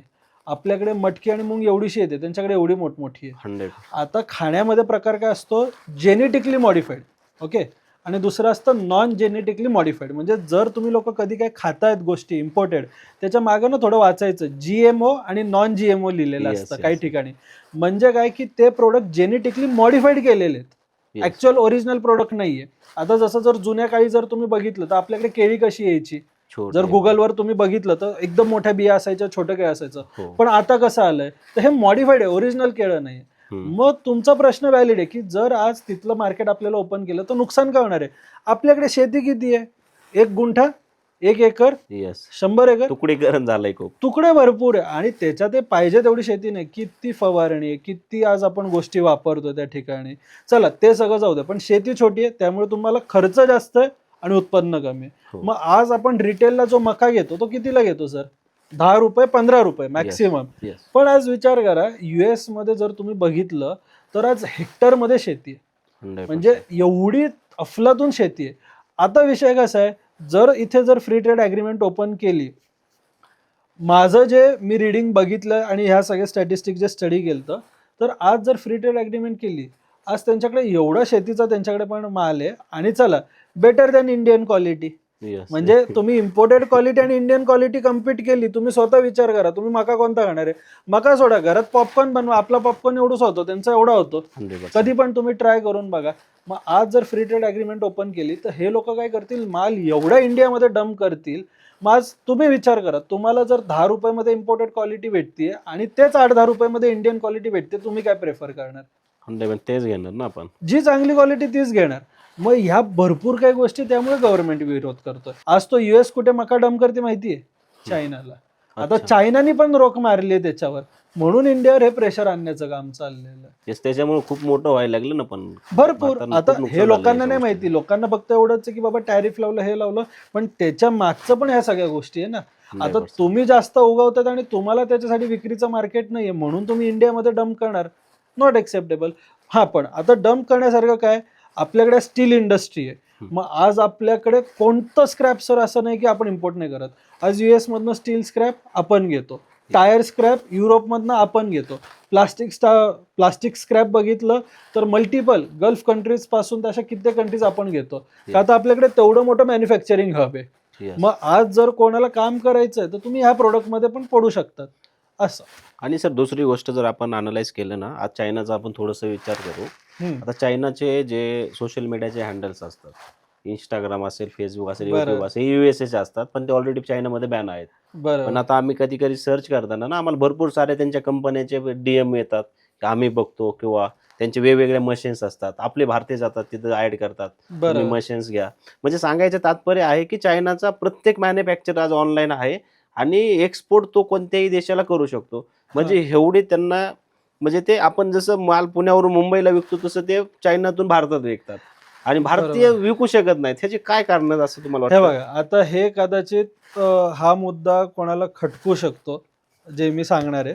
आता कसं बघा, एक्झॅक्टली बरोबर तुम्ही जे म्हणले ना की चायनाचं, मी तुम्हाला एक अनुभव सांगेल छोटासा, की आज जर बघितलं ना, आज सगळ्या लोकांमध्ये म्हणजे तरुण पिढीपासून ते वयस्करपर्यंत आज प्रत्येकाला ना एक आजार आहे, तो आहे इम्पोस्टर सिंड्रोम, जो तुम्हाला मला नाहीये, Yes. कदाचित समोर बसलेल्या ऑडियन्सला असणार आहे. मग इम्पोस्टर सिंड्रोम म्हणजे काय, की आज आपण लोकांना कोणती गोष्ट करायची आहे ना, तर भरपूर विचार करतो, Yes. भरपूर विचार करतो, पण ज्या प्रत्यक्षात करायला येतं ना, आपण माघार घेतो. म्हणजे आज जेव्हा मी व्यवसाय स्टार्ट केला, मला पण ती भीती होती, माझ्याकडनं काम होईल नाही होईल, नुकसान होईल, नाही झालं तर आपण निगेटिव्ह भरपूर विचार करतो. मग आज माझं काय म्हणणं, आज इथपर्यंत तुम्ही लढत तर सगळ्या लढाया घेऊन आल्या ना तुम्ही, मग अजून काय वेगळं होणार आहे? पण जर कुठेतरी पोहोचायचं, कुठनं सुरुवात करायची गरजेची आहे. मग आज जेव्हा मी बाहेरचा सर क्राऊड बघतो ना, तुम्हाला बिलीव्ह होणार नाही, let it be Iran, European crowd, Turkey असेल, व्हिएतनाम असेल, चायनीज क्राऊड असेल, सर 18-20 वर्षाचे जे सगळे यूथ आहेत, ह्यांना जर तुम्ही बघितलं ना, ह्यांच्या कंपन्यांचे टर्नओव्हर भारतीय रुपीजमध्ये जर बघितले 2 आणि 5-5 कोटी आहे. काहीच नाही. आणि तो व्यक्ती एकदम साधा राहणारा, आयफोन बिफोन वापरणारा काय नाही. अच्छा. इथं विषय कसा आहे, जेव्हा मी ह्या लोकांशी इंटरॅक्ट करतो, शिकले, घराबाहेर पडले, कामाला लागले, काम सुरू केलं, फायदा नुकसान व्यवसाय म्हणल्यावर तो होणारच आहे, ते तुम्ही डोक्यातच ठेवा. पण आज आपल्याकडे जी म्हण आहे ना, चादर बघून पाय पसरा, तर मी ती म्हण उलटी केलेली आहे. तुम्ही पाय पसरा, आपल्याला चादर विकत आणता येईल, पण हे तुम्ही करणं गरजेचं आहे. आज तुम्ही एवढ्या भीतीच्या वातावरणामध्ये, आज आपल्याला एकच शिकवलं, बाबा चांगलं शिक, नोकरी कर, बाहेर पड, पण वेगळं काहीतरी करा ना. नोकरीची आज टांगती तलवार आहे. मग बाहेर सर ते नाहीये. आज बाहेरची मुलं जर तुम्ही बघितली, मग तो वयस्कर असू द्या, आज KFC कितव्या वर्षी त्यांनी KFC सुरू केलं, मॅकडॉनल्ड कितव्या वर्षी त्यांनी सुरू केलं, आज चला रिसेंट एलॉन मस्क किती अपयशात त्याला आज आले, पण सगळेजण आज करतायत ना सर. मग तुम्ही आज भीतीमध्ये की बाबा मला अपयश येईल किंवा मला हे प्रॉब्लेम होतील, ह्या निगेटिव्ह विचाराने, ज्याला आपण इम्पोस्टर सिंड्रोम हा आजार म्हणतो, त्या विचाराने तुम्ही कामाची सुरुवात करत नाही. अरे काम करायचं आहे ना, तर एक्सपोर्ट इम्पोर्ट 10 ते 7 नाहीच आहे. आज तुम्हाला रात्री वेळ भेटतोय तर तुम्ही रात्रीच्या मार्केट घ्या, US मार्केट ओपन आहे, पहाटे घ्यायचंय तुम्हाला, UK मार्केट ओपन आहे, तुम्हाला युरोप मार्केट ओपन आहे, तुम्हाला कित्येक मार्केट आहे, कारण की इंडियन टाइम झोननी सगळ्या कंट्री नाही आहे. आणि चला तुम्ही भले तुमच्या जॉबमध्ये असाल, कॉलेजमध्ये असाल, रिटायर्ड गव्हर्नमेंट ऑफिशियल असाल, माझ्याकडे ह्या देखील भरपूर सक्सेस स्टोरीज आहे. तुम्हाला फक्त तुमच्या मोबाईल लॅपटॉपवरच काम करायचं, फिजिकली तर कुठं बाहेर जायचं नाही तुम्हाला. मग हा आपल्या लोकांमध्ये भरपूर ड्रॉबॅक आहे की करण्यासारखं भरपूर काही आहे पण लोक करत नाही. जो चायनाचा अनुभव तुम्हाला सांगत होतो की तिथे जेव्हा ॲक्च्युली आय थिंक शुक्रवार का शनिवार असेल आणि संध्याकाळी लिटरली माझी तिथे फ्लाईट होती अराउंड एक 10-10:30ची फ्लाईट असेल. मला 8 वाजता एअरपोर्टला पोचायचं होतं. तुम्हाला खोटं वाटेल की ज्या व्यक्तीला भेटायला जायचं होतं त्यांचं हाफ डे फक्त शर्टिंग शूटिंगचं पूर्ण दुकान होतं. आता आपल्याकडे म्हणजे 10 मजलीची जसं बिल्डिंग असते ना तसं त्यांचं शोरूम. तर गेलो, आवडलं वगैरे, प्राईजही चांगली म्हणजे इंडियन रुपीजमध्ये हार्डली 7,500-7,000 रुपये शर्ट पॅन्ट, आपलं ब्लेझर शर्ट पॅन्ट जे आहे ना 2 पीस सूट ती कॉस्ट असेल. तर ते म्हणले तुम्हाला लगेच डिलिव्हरी मी देऊन टाकते. म्हणलं मला पूर्ण स्टिचिंग पाहिजे. आता जे शोरूम बंद होण्यावर होतं, क्लोजिंग टाईम होते, ती बाई मला त्यांच्या सेकंड फ्लोअरला घेऊन गेली, दाखवलं केलं. ती म्हणली ॲज इट इज माप घेतलेत, तुम्ही जेव्हा निघताल त्याच्या आधी हॉटेलला तुम्हाला डिलिव्हरी भेटून जाईल 2 तासात. म्हणजे एका ऑर्डरसाठी, असं नाही होलसेल ऑर्डर होती. लिटरली मला 6-6:30ला मला निघायचं होतं हॉटेलवरनं आणि मला रिसेप्शनला एक 15 मिनिटं आधी फक्त की बाबा तुमचं कुरिअर आणि पार्सल आलेलं आहे. चला मी एवढे म्हणलं जर नाही बसलं, नाही काय झालं तर काय करू बाबा, आय एम म्हणजे फॉरेनर आहे ना मी, कसं काय करणार वगैरे. त्यांचं सिम्पल होतं की बाबा जर तुम्हाला हे शूटिंग शर्टिंग बसलं नाही, माझ्याकडनं तुम्हाला रिटर्न मेल आणि इनवॉइस मी देते, पूर्ण वर्ल्डमध्ये कुठे डिलिव्हरी असू द्या मला रिटर्न करून द्या, मी ₹1 शिपिंग चार्ज घेणार नाही, तुम्हाला तुमच्या मापाचं सगळं बनवून परत टाकेल. म्हणजे एवढ्या डेडिकेशननी त्यांचं काम आहे. मग आज आपण जेव्हा एखाद्या मॅन्युफॅक्चररला किंवा शेतकऱ्याला जरी म्हणलं मला आज ह्या मॉडिफिकेशन आणि कस्टमायझेशन मध्ये तू हे काम करून दे, डोक्याला हात लावतात. 100%. आज आता माझं इम्पोर्टमध्ये चांगलं काम आहे. इम्पोर्टमध्ये आज मी डायरेक्ट सांगतो हे कस्टमाइज्ड पॅकिंग आहे आणि एक्सपोर्टमध्ये पण हे कस्टमाइज्ड पॅकिंग आहे. पण मी आज बाहेरला विचारतो की तुला कसं कस्टमायझेशन मध्ये पाहिजे, तुला माझ्या ब्रँडमध्ये पाहिजे का तुला तुझ्या ब्रँडमध्ये पाहिजे, तुला पॅकेजिंग असं पाहिजे का तुला अजून ह्याच्यात काही वेगळं पाहिजे. कारण की आज जर तुम्ही काही वेगळं देतच नाहीये तर लोक तुमच्याकडे काय आज येतील. 100%. आज जसं तुमचं पण म्हणजे सरांचं आज एवढं मोठं चॅनल आहे तर आज तुम्ही लोक सरांचेच कसे काय फॉलोअर झाले, तुम्ही काहीतरी जगा वेगळं आज देतायत ना, म्हणून आज इंटरेस्टिंगली लोक तुमच्याकडे बघतायत. 100%. आणि कस्टमायझेशन हे बिझनेसमध्ये द्यावंच लागणार आहे. ज्याला जो माल पाहिजे तुम्ही त्या पद्धतीने देत नसाल, म्हणजे आज जर होलसेल विचार केला, मगाशी तुम्ही कांद्याचं एक उदाहरण दिलं, आज कांदा 40 फुटीच्या एका कंटेनरमध्ये 29 टन माल जातो. मग त्याच्यात कसं आहे 50 किलो पॅकिंग, 30 किलो पॅकिंग, 80 आणि 100 किलो पॅकिंग. पण आता हे पॅकिंग ॲज अ इम्पोर्टर माझं आज दुबईमध्ये पण ऑफिस आहे, व्हिएतनाममध्ये पण आहे. मग माझ्याकडे जेव्हा हा माल येतो मला परत रिपॅक करावा लागतो. पण विचार करा तुमच्यातलाच एखादा व्यक्ती काय म्हणणार आहे, बाबा तुम्हाला 50 किलोचे 5 पोते बनवावे लागतात ना 10-10 किलोचे, मी 10 किलोचे तुम्हाला पोते पॅकिंग इथनंच देतो सेम कॉस्टमध्ये. मग मी कोणाला अप्रोच करणार आहे, 50 वाल्या का 10 वाल्याला? मी 10 वाल्यालाच घेणार ना, कारण की तिथे जाऊन माझा जो खर्च वाढणार आहे तो मला सेम कॉस्टमध्ये कस्टमायझेशन इथे करून देतो. मग आज लोकांना ही गोष्ट लक्षात येत नाहीये की तुम्ही देतायत ना तर सखोल नीट तुम्ही त्याच्यात पडा की एक्झॅक्ट बाहेरची रिक्वायरमेंट काय आहे, त्याला कसं पाहिजे, तो तुम्हाला तुमच्याकडनं कसा खुश होईल. म्हणजे थोडक्यात जर आज तुम्हाला बाहेरचा विश्वास जिंकायचा आहे तर तुमची सर्व्हिस तुम्ही चांगली द्या. तुमचं जे बोलणं आहे डायरेक्ट सेल्स नका करू, तुमच्या कंपनीचं इंट्रोडक्शन द्या. एका प्रोडक्ट आणि एका इंडस्ट्रीला आहे. आता माझ्याकडे कित्येक मुलं येतात ना, सर टेक्सटाईल पण करायचं आहे, स्पायसेसही करायचं आहे, ॲग्रिकल्चर करायचं आहे. अरे बाबा पहिले सुरुवात तर एका प्रोडक्टमधनं कर. मग त्यामुळे एका इंडस्ट्रीचं तुम्ही त्याला इंट्रोडक्शन द्या, त्याच्यात तुम्ही 100% एक्सपर्टाईज त्याला तुम्ही दाखवा की बाबा त्याच्यात तुमची एक्सपर्टाईज आहे. मग कॉस्ट प्रॉपर द्या आणि त्यानुसार त्याला जर सॅम्पलिंग लागलं. म्हणजे अजून एक छोटा किस्सा आठवला मला. आता जर मी कोणाला म्हणलं की मला ॲग्रिकल्चरचं सॅम्पल द्या, ओके कोणतंही द्या, देणार आहे का कोणी सॅम्पल? किंवा ॲज इट इज काय करणार, कांदे आणून पॅक करून देणार. माझं सर व्हिएतनामचा प्रसंग सांगतो. आज फक्त माझं India to other country export नाही चालत, माझं रिएक्सपोर्टचं काम पण चांगलं चालतं. जसं व्हिएतनाममधनं आम्ही दुबईला पाठवतो, चायनावरनं दुबईला येतं, मग दुबईवरनं पण इंडियाला येतं, किंवा दुबईमधनं आम्ही आफ्रिकाला पाठवतो. मग तसा माझा एक व्हिएतनामचा क्लायंट होता ज्याला आम्ही इंडियामधनं काही अमुक मटेरियल देत होतो. मग त्याला माझ्याबरोबर दुबईला काम स्टार्ट करायचं होतं. त्याला दुबईला जेन्युइन पार्टी भेटत नव्हती. माझा लाईफ टाईम एक्सपिरियन्स तुम्हाला मी शेअर करतो. त्याला लिंबू एक्सपोर्ट करायचे होते. आपल्याकडे बाहेरचे लिंबू येतात एअर शिपमेंटमध्ये येतात, जे हॉटेलला लागतात, जे मोठे लिंबू असतात एकदम. अच्छा. आपल्याकडे त्याला आडलिंबू म्हणतात. मग आज त्यांनी मला सॅम्पल सर कसं द्यावं, मी शॉक. म्हणजे तो व्हिएतनाममध्ये, मी जिथे होचिमिन सिटीमध्ये आज आपलं ऑफिस आहे, सो मी तिथे होतो आणि तो हनोईला होता, 1200 किलोमीटर लांब. मी 3 दिवसच व्हिएतनामला होतो. तो तिथनं फ्लाईट करून मला भेटायला आला खास, आणि मोठा बॉक्स घेऊन आला. मला वाटलं बाबा काही सरप्राईज किंवा प्रेझेंट काय आणलं असेल. लिटरली माझ्याकडे फोटो पण अजूनही मी ते ठेवले, बिकॉज माझी आयुष्यातली पहिली मेमरी. बॉक्स ओपन केला, नॉर्मल गिफ्ट बॉक्स होता, त्याच्यात 2 खाचे गेलते आणि एक माझ्या नावाने त्यांनी ग्रीटिंग्स केलं की थँक्यू, आपण बिझनेस रिलेशन भविष्यात बिल्ड करणार आहे, त्यासाठी हे मी सॅम्पल देतोय. पहिल्या ह्याच्यात नेट ह्याच्यात त्यांनी ए साईज ठेवलेली लिंबाची आणि दुसऱ्या ह्याच्यात बी साईज ठेवलेली, आणि प्रॉपर त्यांनी स्पेसिफिकेशन दिलते, काय साईज आहे, हार्वेस्टिंग टाईम, CF प्राइस, सगळे डिटेल. म्हणजे चर्चा करायलाच पुढे प्रश्न नाही. आणि मी खुश होतो की ॲग्रिकल्चरमध्ये असे सॅम्पल होऊ शकतं.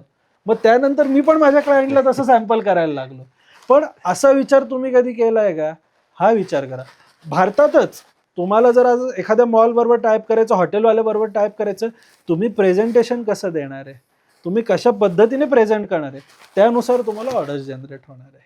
पण सर हे काय होतंय, आता आपण जे तुम्ही सांगितलं ना, बरोबर. आता तुम्ही चायनामध्ये फिरलात, दुबईमध्ये फिरलात, म्हणजे भारत जगातल्या विविध कंट्रीमध्ये फिरला आहे. तर नेमकी भारतीयांचा माइंडसेट आणि विदेशीमध्ये जे लोक असतात, आता चायना, जपान घेऊया, USA घेऊया, बरोबर, दुबई right. घेऊया, Right. UAE घेऊया, म्हणजे ह्या कंट्रीमधले जे लोक आहेत आणि आपले जे लोक आहेत, त्यांच्या माइंडसेटमध्ये असा काय मेजर डिफरंट वाटला तुम्हाला? भरपूर. मी बघा तुम्हाला भरपूर सांगेल फरक आहे. मी मगाशी तुम्हाला काय सांगितलं की आज तुम्हाला जर व्यवसाय करायचा आहे ना, तर व्यवसायाची मानसिकता ठेवा, जॉबची मानसिकता नका ठेवू. जॉब कसं आहे, 10 ते 7 करा, नंतर ठीक आहे 1-2 तास वर खाली काम केलं, इट इज ओके. Yes. पण आज आता तुमचा व्यवसाय, माझा व्यवसाय, अनेक जणांचा व्यवसाय, व्यवसायामध्ये तुम्हाला 24 तास ऑक्युपाईड व्हावं लागतं. Yes. आज माझी टीम जर लगभग बघितली, इन हाऊस टीम, फील्डवरची आणि बाहेरच्या कंट्रीमधली टीम, तर लगभग माझी आज 80 ते 85 जणांची टीम आहे Yes. फिक्समध्ये, की बाबा हे ऑन रोल आपल्याकडेच काम करतात. तसे बाकीचे जर आउटसोर्सिंग बघितलं तर त्याच्यात अजून 25-30 जण ऍड होतील. बरोबर. पण आज किती काय झालं ना, तर 24 तास डोक्याला तो ताण राहतो आपल्या. आता हे मी निवडलं ना, बाय चॉईस आहे, बाय चान्स नाहीये. Yes. मग त्यामुळे कसं आहे की आज मी जी मानसिकता एक बघितली आहे की आपले लोक ना काम सुरू करण्याआधी ना भरपूर विचारात जातात. Yes. म्हणजे करू नको, त्याच्यातच कदाचित 2024-25 घालवलं तुम्ही, हे विचार करा. पण बाहेर ना सर ती मानसिकता नाहीये. विचार केला, प्रॉपर प्लॅन डिस्कस केला, सगळे प्लस मायनस पॉइंट्स डिस्कस केले, immediately call to the action. आज विचार केला ना, पुढच्या 30 दिवसात एक्झिक्युशन दिसेल तुम्हाला. 100%. आणि सिमिलर एक सल्ला मी यांना देईल, आपल्याकडे कसं आहे, चलताय होताय, बघू करू, बाहेर ते नाहीये. जर एक्सपोर्ट इम्पोर्ट मध्ये येतात ना, प्रॉम्प्ट रिप्लाय. म्हणजे उद्या तुम्ही लोक बाहेरशी जरी चर्चा करताल ना, तर 1 डिस्कशन मध्ये सगळं होतं. Yes. आज थोडी चर्चा केली, 4 दिवसांनी केली, 10 दिवसांनी केली, सर नाहीये तसं. तुम्ही जर तत्पर असाल, ऍक्शन टेकर असाल, ह्या इंडस्ट्रीमध्ये आलं तर तुम्ही दगडापासूनच सोनं करू शकतात. पण माझं जसं मागाशी म्हणणं होतं की कुठेतरी जर पोचायचंय तर कुठनं तरी सुरुवात करा. 100 स्टार्ट करणं गरजेचं आहे. वर्स्ट केस सर काय होईल, आजी सगळ्यांना भीती, वर्स्ट केस काय होईल, नुकसान होईल. नुकसान 2 प्रकार होईल, एक तर वेळेचं होईल, नाही तर पैशाचं होईल. हो. दोन्ही परत तुम्ही मॅनेज करू शकतात. आणि Yes. नुकसान नाहीये. आज मी या इंडस्ट्रीमध्ये आलो, माझं सुरुवातीला भरपूर मोठं नुकसान झालं, पण मी आज कोणालाच म्हणत नाही माझा लॉस झाला. Yes. आणि ना मी इतरांसारखी मी काही म्हणजे लिटरली काही स्टोरीज पॉडकास्ट बघितले ना, आज एक फिगर सांगणार 2 महिन्यांनी वेगळी. माझी आज जी फिगर आहे तीच 10 वर्षाआधी पण होती, तीच 10 वर्षानंतर दिसणार. जास्तीत जास्त काय लॉस झाला ना, मी त्याला लॉस नाही म्हणत सर, ती आज माझी ट्युशन फी होती. 100% त्यावर शिकायला भेटतात ना भरपूर साऱ्या 100% सर. आज जर ते नुकसान झालं नसतं तर तो अनुभव घेताच आला नसता ना.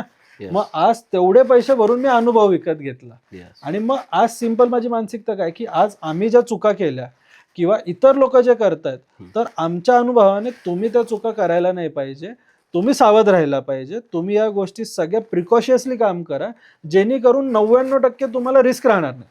1% सर कुठेतरी रिस्क राहणार आहे, तो 100%. तुम्हाला ऍग्री करावा लागणार आहे. Yes. मग ते वेळेचं तरी नुकसान होणार आहे, नाही तर पैशाचं तरी. मग ह्याच्या पलीकडे काय होणार आहे ना, मरणार तर नाहीये कोणी. 100%. मग एवढी भीती कशाला पाहिजे. जर ठरवलंय काम ठरवा आणि इमिजिएटली ऍक्शनला लागा. म्हणजे माझं तर सिंपल मत होतं की जेव्हा मी ह्याच्यात पडलं ना, म्हणजे माझं तर सिंपल आहे, करायचं तर मोठं करा, नाही तर नका करू. म्हणजे तर वगैरे मध्ये नाही, एक तो आर नाही तो पार. मग जेव्हा मी ह्याच्यात पडलं तर तेव्हा सिम्पल होतं. जेव्हा लॉस झाला, जॉबही सुरू होतं, बिझनेस पॅरलली होतं, तेव्हा सिम्पल एका रात्रीत अशी फिगर समोरच्या पार्टनरकडनं आली की लॉस झाला, असं असं झालं. तेव्हा सिम्पल, तुम्हाला खोटं वाटेल सर, मी 2 दिवसात फक्त डिसिजन घेतला जॉब सोडून टाकायचा आणि अकाउंटमध्ये माझ्या लिटरली 70 का 80,000 होते, लिटरली. मग तो it was a night decision की नाही बाबा, आता थोडं हे बघू, थोडं ते बघू. नाही, आत्तापर्यंत चला, एक कसं की आपल्याला सॅलरी येत राहते, डोक्यात बाबा खर्च चालत राहतो. अरे पण कोणाला खर्च नाही ना? Yes. आज बिझनेसवाला आहे त्यालाही खर्च, आज फॅमिली त्यालाही खर्च, प्रत्येकाला प्रत्येकाचं वेगवेगळं प्रेशर आहे. मग माझा हा जस्ट 2 दिवसात डिसिजन होता की बाबा सगळं बंद करून टाकायचं, फुल फ्लेज ह्याच्यात उतरायचं. आणि क्लिअरली मी स्वतःला ठरवलेलं की ऑलरेडी आता ह्याच्यात एवढे 2-3 वर्ष दिलेले आहेत, आता काम बंद करून नाही चालणार. म्हणजे तुम्ही जेव्हा लाईफमध्ये सेकंड ऑप्शन ठेवतात ना, तेव्हा हे सगळे प्रॉब्लेम होतात. आता जसं आज तुम्ही या क्षेत्रात आले, आता जर तुम्ही दुसरं ऑप्शन ठेवलं असतं ना, हे नाही झालं तर हे नाही झालं तर हे, तर कदाचित आज तुम्ही इथे नसतात. आणि मी जर दुसरं ऑप्शन ठेवलं असतं, एक्सपोर्ट इम्पोर्ट नाही झालं, चला डोमेस्टिक बिझनेस करू, चला नाही झालं जॉब करू, तर कदाचित मी पण आज इथे नसतो. 100%. सो सेकंड ऑप्शन आयुष्यात कधी नका ठेवू. एकच ऑप्शन ठेवा, मला ह्याच्यावर काम करायचं, 100% द्या, आज नाही तर उद्या 100% त्याचं तुम्हाला आउटपुट भेटून जाईल. प्रेक्षकांनो, आपण आता काय करणार आहोत, डायरेक्ट पॉईंट बोलणार आहोत की इनपुट एक्सपोर्टमध्ये कोणकोणत्या गोष्टीची गरज असते. तुम्हाला एक्सपोर्ट करायचं असेल माल किंवा इम्पोर्ट करायचं असेल तर त्यासाठी काय काय करावं लागतं तुम्हाला आणि कोणत्या गोष्टीची आवश्यकता असते. आपण आता डायरेक्ट सरांकडून ते मार्गदर्शन घेणार आहोत. सर, समजा एखाद्याला इनपुट एक्सपोर्टमध्ये आता करिअर करायचं असं आपण गृहीत धरूया, तर त्यांनी त्याची सुरुवात कशी केली पाहिजे? बरोबर. आता बघा, एकदम ह्याच्यात काहीच रॉकेट सायन्स नाही, एकदम सोप्या पद्धतीने मी एक शॉर्ट रोडमॅप तुम्हाला देतो. सगळ्यात पहिले तर एक चांगलं प्रोडक्ट निवडा जे तुम्हाला आवडतं. कोणतंही प्रोडक्ट निवडा, तर त्याच्यात तुम्हाला जे आवडेल, ॲग्रिकल्चर असू द्या, इंजिनिअरिंग असू द्या, टेक्स्टाईल असू द्या, फार्मा, जे काही तुम्हाला आवडेल प्रोडक्ट तुम्ही निवडा. वेगवेगळे पॅरामीटर्सवर प्रोडक्ट निवडा की त्याची इझी अवेलेबिलिटी, सोर्सिंग तुम्हाला आहे का, ट्रस्टेड सप्लायर आहे का, तुमच्या पॅकेजिंग ब्रँडिंगमध्ये तो माल द्यायला तयार आहे का, आणि कॉस्ट इफेक्टिव्ह आहे का. जे प्रोडक्ट तुम्ही निवडतात हे तुम्हाला आवडायला पाहिजे, कुठेतरी ऐकून बघून नाही घ्यायला पाहिजे. दुसरं, प्रोडक्ट निवडल्यावर तुम्ही सिम्पली काय करा, त्याचा HSN कोड शोधा. तुम्हाला इंग्लिश येणं गरजेचं नाहीये. आज पूर्णपणे एक्सपोर्ट इम्पोर्ट चालतं ना, HSN कोड चालतं. म्हणजे काय, आज तुम्हाला वेगळं आधार कार्ड आहे, मला वेगळं आधार कार्ड आहे. पूर्ण जगात प्रत्येक प्रोडक्टला एक 6 ते 8 आकडी HSN, harmonise system of nomenclature, हा एक कोड असतो. उदाहरण, आज आपल्याकडे इथे समोर लॅपटॉप आहे, या लॅपटॉपचा जर कोड असेल 001122, जे की तुम्ही गुगलला टाका लॅपटॉप HSN कोड, तिथे लगेच येऊन जाईल तुम्हाला. तर हाच कोड जेव्हा मी युरोपच्या बाहेरशी बोलतोय, तैवानच्या बाहेरशी किंवा फ्रान्सच्या बाहेरशी बोलतोय, मला लॅपटॉप नाही बोलायचं, मला त्याच्याशी 001122 बोलायचं आहे. त्याला त्याच्या प्रोडक्टचं डिस्क्रिप्शन त्याच्या लँग्वेजमध्ये भेटून जाईल. आता हे जेव्हा तुम्ही HSN कोड शोधतात, दुसरं तुम्हाला काय करायचंय, ते कोणत्या मार्केटला जातं, म्हणजे आज भारतातनं माझं प्रोडक्ट कोणत्या कोणत्या मार्केटला जातं आहे, ॲव्हरेज काय प्राईसमध्ये जातं आणि वर्षभरात किती क्वांटिटी गेली, हा डेटा देखील, सगळं काय एक्सपोर्ट इम्पोर्टचा डेटा हा गव्हर्नमेंट आणि प्रायव्हेट बॉडीज तुम्हाला प्रोव्हाइड करते. सब्जेक्ट टू तुम्हाला माहीत असणं गरजेचं आहे. प्रोडक्ट निवडलं, HSN कोड शोधला, www.trademap.org, अगेन गव्हर्नमेंट वेबसाईट आहे, त्याच्यावर तुम्ही जावा, त्याच्यावर तुम्ही साइन इन करा, तुमचा HSN कोड टाका. HSN कोड टाकले एक्सपोर्ट आणि इंडिया सिलेक्ट करा, पहिल्या पेजवर सगळं येतं. ट्रेड इंडिकेटरवर सिलेक्ट केलं, सर अगदी तुम्हाला फ्री ऑफ कॉस्ट डेटा भेटेल की तुमचं प्रोडक्ट भारतातनं कोणत्या कंट्रीजला जातं, ॲव्हरेज वर्षभरात किती क्वांटिटी गेली आणि ॲव्हरेज काय प्राईसला गेली. म्हणजे प्रोडक्ट झालं, मार्केट झालं. बायरसाठी मल्टिपल टूल आहे, तुम्ही इंडियन एम्बेसीला मेल करा, गव्हर्नमेंट प्रायव्हेट बॉडीजच्या B2B B2C बॉडी असतात. मगाशी जे एक्सपोर्ट प्रमोशन काउन्सिल मी सांगितलं, ते लोक डेटाबेस देतात. आम्ही भरपूर काही टेक्निक तुम्हाला सांगतो. चला, काही नाही तर फ्री ऑफ कॉस्ट एक प्रायव्हेट वेबसाईट आहे, गो फॉर वर्ल्ड बिझनेस, त्याच्यातनं तुम्हाला बाहेर भेटतील. नाहीतर इंडियन एम्बेसी, जे तुमची कंट्री ते टाईप करा, जसं Indian embassy in Canada, Indian embassy in Malaysia, एवढं टाईप केलं, त्यांच्या कॉमर्स डिपार्टमेंटवर क्लिक करा, कॉन्टॅक्ट असमध्ये जावा आणि डायरेक्ट त्या व्यक्तीला इंट्रोडक्शन मेल द्या की माझी ही कंपनी अमुक अमुक ठिकाणी, माझ्या प्रोडक्टचं ब्रोशर हे सगळं आहे, मला तुमच्या कंट्रीजमधले इम्पोर्टर पाहिजे. बायर डेटाबेस भेटला, बायरला तुम्ही व्हॉट्सअप किंवा त्यांच्या देशात जे काही त्यांना तिथे ॲप्लिकेशन चालतात ते इन्स्टॉल करा, त्यांना सिमिलर इंट्रोडक्शन आणि ब्रोशर पाठवा. आता मी 5 बायरला कॉल केले, 50ला केले नाही, कमीत कमी 500 ते 600 बायरला अप्रोच करा, तेव्हा कुठं 10-20 चांगले लोक तुम्हाला एंटरटेन करतील. आता हे करताना पॅरलली काय करा, फ्री ऑफ कॉस्ट जमलं तर वेबसाईट बनवा, नाही जमलं फेसबुक आणि लिंक्डइनला जाऊन एक फ्री ऑफ कॉस्ट एक पेज बनवा. कारण की आज तुम्ही आमच्यापर्यंत कसे पोहोचतायत, सोशल मीडिया. मग एवढा सात समंदर जो लांब माणूस आहे तो जर एवढं तुम्हाला 5-10 लाख रुपये ऍडव्हान्स पेमेंट टाकतोय तर तो पहिले सोशल मीडिया तुमचा चेक करणार आहे. जसं आज आता आमचं EFT आयन्सा ग्लोबलचं बघितलं तर आमचे जे काही हालचाली आहेत, जे काही सक्सेस स्टोरीज, एक्सपोर्ट इम्पोर्ट आहे, सगळं सोशली असतं. मग आज कोणी आम्हाला बाहेरच्या व्यक्तीने जरी बघितलं दुसऱ्या मिनिटात तो व्हेरीफाय होऊन जातो. मग तुमच्याकडे हे सगळं करताना तुमचं डिजिटायझेशन नीट करून घ्या, डिजिटल मार्केटिंग नीट करून घ्या, बाहेरशी संवाद साधा. तुम्हाला डॉक्युमेंटेशन मगाशी सांगितलं, प्रोप्रायटरशिप कंपनी, RCMC म्हणजेच एक्सपोर्ट प्रमोशन काउन्सिलचं रजिस्ट्रेशन आणि पोर्ट रजिस्ट्रेशन, या 3 गोष्टी रेडी ठेवा. बाहेरशी प्रॉपर संवाद साधा, प्रॉपर त्याला रेट द्या तुम्ही. आता तुम्हाला हाही प्रश्न पडेल, रेट कोणाकडनं देऊ? तुमच्या प्रोडक्टची टोटल कॉस्ट, पाठवण्याचा खर्च कोण देणार आहे? CH देणार आहे, कस्टम हाऊस एजंट. चला, तोही यांना भेटला नाही, त्याच्यासाठी 2 गोष्टी सांगतो. Citrus freight booking app agriculture गोष्टीसाठी तुम्ही वापरू शकतात. दुसरं कोगोपोर्ट, COGOPORT ही वेबसाईट आहे, त्याच्यावर नॉन ॲग्रिकल्चर दोघांचा तुम्हाला पाठवण्याचा खर्च भेटेल. तुमची किती क्वांटिटी आहे, कोणत्या पोर्टवरनं पाठवायचं, कोणत्या पोर्टला पाठवायचं आहे, एवढ्या 3-4 गोष्टी टाका, दुसऱ्या मिनिटात खर्च तुमच्या समोर येऊन जाईल. टोटल खर्च ॲज इट इज तुम्ही तुमच्या बायरला देऊन टाका, त्याला कोटेशन पटतंय, निगोशिएट करतोय, त्यानुसार तो ऑर्डर देईल. म्हणजे एवढ्या सोप्या पद्धतीत काम आहे. पण आज लोकांचा गैरसमज आहे की मला भरपूर काहीतरी करावं लागेल. आणि कदाचित हे पहिलं पॉडकास्ट असेल ज्याच्यात एवढं डिटेलिंग वेबसाईट सकट तुम्हाला सगळ्या गोष्टी कोणतरी देते. 100%. आणि सर मला सांगा, आता समजा आपल्या दर्शक जे बघत आहेत व्हिडिओ, त्यांच्यापैकी जर कोणाला तुमच्याकडून प्रशिक्षण वगैरे जर घ्यायचं असेल, बरोबर, हा, तर आता हे जे गोष्टी आहेत आपण व्हिडिओच्या माध्यमातून पूर्ण त्यांना सांगणं पॉसिबल नाहीये, बरोबर, 1 ते 1.5 तासामध्ये आपल्या. राईट. पण त्यांना जर तुमच्याकडून प्रशिक्षण जर घ्यायचं असेल तर त्याची काय काय प्रोसेस असते आणि तुम्ही त्यांना काय काय त्याच्यामध्ये डिलिव्हर करताय? आता बघा, ह्याच्यात तर सगळ्यात पहिले मी मगाशी सांगितलं की मी कोणताही क्लास किंवा प्रोग्राम घेत नाही. पूर्ण भारतात आपलं एकमेव बिझनेस इन्क्युबेशन चालतं. मग ते ऑनलाईन पद्धतीने पण आहे आणि ऑफलाईन पद्धतीने पण आहे. ऑफलाईन आज आपल्याकडे पुणे आणि कोल्हापूरमध्ये आहे, पण सेम स्ट्रक्चर, 1% खाली नाही. आज ऑनलाईन लाईव्हमध्ये पण आम्ही घेतो आणि रेकॉर्डेडमध्ये पण घेतो. की एखाद्याला जर यायला जमलंच नाही, आज आपल्याकडे महाराष्ट्र बाहेरनं पण लोक येतात, मग त्यांच्यासाठी लाईव्ह आणि ऑनलाईन ठेवतो. मग आज आम्ही ह्याच्यात काय करून घेतो, पहिल्या दिवसापासून व्यवसायाच्या सुरुवातीला आम्ही काम करून घेतो. झाल्यानंतर काम नाही करायचं, आजपासूनच कामाची सुरुवात करा. मग अगदी त्याच्यात कोणत्या बँकेत तुम्हाला खातं उघडायचं आहे, काय काय एक्सपोर्ट इम्पोर्टच्या प्रोसिजर आहे, किती स्कोप आहे, काय काय तुम्ही करू शकतात, त्याच्यात प्रोडक्ट कसं सिलेक्ट करायचं आहे, मार्केट सिलेक्शन, या सगळ्या टेक्निक झाल्या.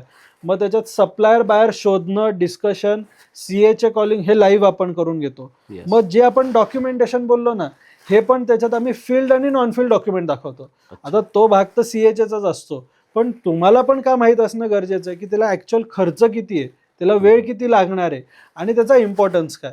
ते झाल्यावर रिस्क मॅनेजमेंट, की ह्याच्यात काय काय रिस्क आहे आणि कोणत्या गव्हर्नमेंट आणि प्रायव्हेट बॉडीज आहे ज्या पूर्णपणे तुम्हाला इन्शुरन्स देऊन तुमची रिस्क 0 करून टाकतात. मग त्या गोष्टी याच्यात कव्हर आहे. इम्पोर्ट प्रोसिजर आम्ही कव्हर करतो आणि कोणीही कव्हर न करणारा टॉपिक म्हणजे इंटरनॅशनल डिजिटल मार्केटिंग. मग ह्या गोष्टी आपण शिकवत नाही तर प्रत्यक्षात तुमच्या व्यवसायात आपण तुमच्याकडनं इम्प्लिमेंट करून घेतो. मग तेव्हाच आम्ही खात्री काय देतो की 1.5 ते 2 महिन्याच्या आत आम्ही सांगितलेल्या गोष्टी आणि टास्क जेव्हा तुम्ही कंप्लीट करतायत, तर आज तुमची छोटी मोठी शिपमेंट, सॅम्पल शिपमेंट, तुमची वैयक्तिक शिपमेंट, आमच्याबरोबर डायरेक्ट एक्सपोर्ट इम्पोर्ट शिपमेंट किंवा आमच्याबरोबर ग्रुप शिपमेंट, हे 100% तुम्ही कामाची सुरुवात करू शकतात. आणि सर काय होतंय, ज्या वेळेस व्यवसाय म्हटलं ना तर त्याच्यामध्ये गुंतवणूक खूप मॅटर करते. म्हणजे प्रत्येकाचे जे आज आहे एक मानसिकता राहते. बरोबर, मानसिकता आहे. समजा एखाद्याला तुमच्याकडे प्रशिक्षण घ्यायचं असेल किंवा त्यांना तुमच्यासोबत एखाद्या शिपमेंट मध्ये काम करायचं असेल, ओव्हरऑल एक मिनिमम अमाऊंट सांगू शकता की एवढी गुंतवणूक. बरोबर. आता जे मी मागाशी सांगितलं की हा व्यवसाय अगदी तुम्ही 50,000 ते 1 लाखामध्ये करू शकतात. मग त्याच्यात तुम्ही पकडा आमचे नॉमिनल चार्जेस आहे सर. आज माझा एज्युकेशन बिझनेस नाहीये, आज देवेच्या कृपेने आपला एक्सपोर्ट इम्पोर्ट बिझनेस जोरदार सुरू आहे. त्यामुळे आम्ही काय केलेलं आहे की बाकीच्यांसारखे अपस्केल नाही ठेवलेत. 25-50 हजार भर, 1-2 लाख भर, काही गरज नाही. लिटरली आज जर तुम्ही काही संस्था जर बघितल्या तर तिथे तुम्हाला ओनरशी डायरेक्टरशी बोलायला अलाउड नाही. आज मी माझ्या लोकांशी 1 to 1 बोलतो. त्यांच्याशी बोलायचं भेटायचं असेल तर 5,000 भर, 10,000 भर, ह्या गोष्टी मी बघितलेल्या आहेत. माझ्याकडे तसं काही नाही, आपलं ऑफिस ओपन आहे, मी जेव्हा केव्हा असेल बिंदास आणि चर्चा करा. मग आज आमचं मेंबरशिप घेण्यासाठी झालं, डॉक्युमेंटेशनचा खर्च झाला, ई कॉमर्स एक्सपोर्ट इम्पोर्ट झाला, किंवा डायरेक्ट एक्सपोर्ट इम्पोर्ट जरी करायचं असेल तर अगदी तुम्ही 50,000 ते 1,00,000च्या आतही सुरुवात करू शकतात. अहो जिथं तुम्ही सर 50-50 हजाराचे मोबाईल, आज आपली युवा तरुण पिढी EMI वर मोबाईल घेते, 100%. म्हणजे आज हे माझ्याकडे बघितलं तर माझ्याकडे 1-2 लाखाचा मोबाईल नाही. जे मी 10 वर्ष आधी करण मुथ होतो तेच मी आज पण आहे. अच्छा. म्हणजे सिम्प्लिसिटी, Yes. गरज नाहीये ना. मग 100%. आज तोच पैसा तुम्ही तुमच्या व्यवसायात लावा ना, कदाचित तो 10 पट होईल. आणि ते मी आजही करतो. म्हणजे आज जर मला 50 लाखाची गाडी घ्यायची आहे तर माझा रिव्हर्स विचार काय, ते 50 लाख मी बिझनेसमध्ये कुठे कसं वापरून अजून काय मल्टिप्लाय करू. 100%. कारण की आज तुम्ही खर्च असं करा की उधाराची जिंदगी नाही पाहिजे, छोटी पाहिजे पण स्वतःची पाहिजे. 100%. मग सिंपल काय की आज भले काय होईना 25-50 हजार असू द्या, तुम्ही तुमच्या व्यवसायामध्ये लावा. म्हणजे थेंबे थेंबे तळे साचे, Yes, हे एक सगळ्यांना कळायला पाहिजे. मग तो तरुण व्यक्ती असू द्या, एजेड व्यक्ती असू द्या. कित्येक जण आमचं लोन आहे, आमचे प्रॉब्लेम आहे, अरे कोणाला नाहीये, पण काहीतरी सुरुवात करा. जर तुमची काम करायची तयारी तर माझी खात्री आहे की तुम्हाला व्यवसाय सुरू करून देण्याची जबाबदारी आज आम्ही घेऊ. ही पूर्ण प्रोसेस किती दिवसात चालते सर? हे बघा, प्रोसेस म्हणली तर सर आज माझ्याकडे मी 6 दिवसातही अशा सक्सेस स्टोरीज आज सोशल मीडियावर बघताल की जे ऑलरेडी कुठं पैसे गुंतून खर्च करून आलते त्यांना 6 दिवसातही मी शिपमेंट करून दिल्यात. आणि ज्या लोकांनी काम नाही केलंय ना त्या लोकांचं वर्षभर पण काम नाही सुरू झालंय. आज माझ्या अनुभवावरनं जर दिलेल्या गोष्टीवर तुम्ही काम करतायत तर मी खात्रीने सांगतो 45 ते 60 दिवसाच्या आत तुम्ही तुमच्या व्यवसायाची सुरुवात करू शकतात. मग अगदी छोटं का होईना तिथनं पण तुम्ही तुमच्या व्यवसायाची सुरुवात करू शकता. आज जर आपण मार्केटचा विचार केला ना तर अशा आता सक्सेस स्टोरी म्हटले तुम्ही खूप सारे आहेत. बरोबर. पण असे यूट्यूबवर तुम्ही पाहिले असतील, आम्ही बी पाहिलेले आहेत. खूप सारे लोक याच्यामध्ये लॉसमध्येही जातात. बरोबर, राईट. तर मला संक्षिप्त थोडक्यामध्ये सांगा की लॉसमध्ये जाण्याचे काय कारण? आज लॉस का होत आहेत की आज तुम्ही ज्या व्यवसायात पडतायत, ज्याच्याकडनं प्रशिक्षण पण तुम्ही घेणार असाल किंवा तुम्ही ऑनलाईन थोडी माहिती घेतायत, तर आज तसं नाही ना. आज 10वी दिली, 12वी दिली, आज जॉब करताय, व्यवसाय करतायत, तर प्रॉपर गोष्टी समजून शिकून तुम्ही त्याच्यात पडले ना. मग आज तुम्ही हा विचार करा की आज नुकसान का होतंय.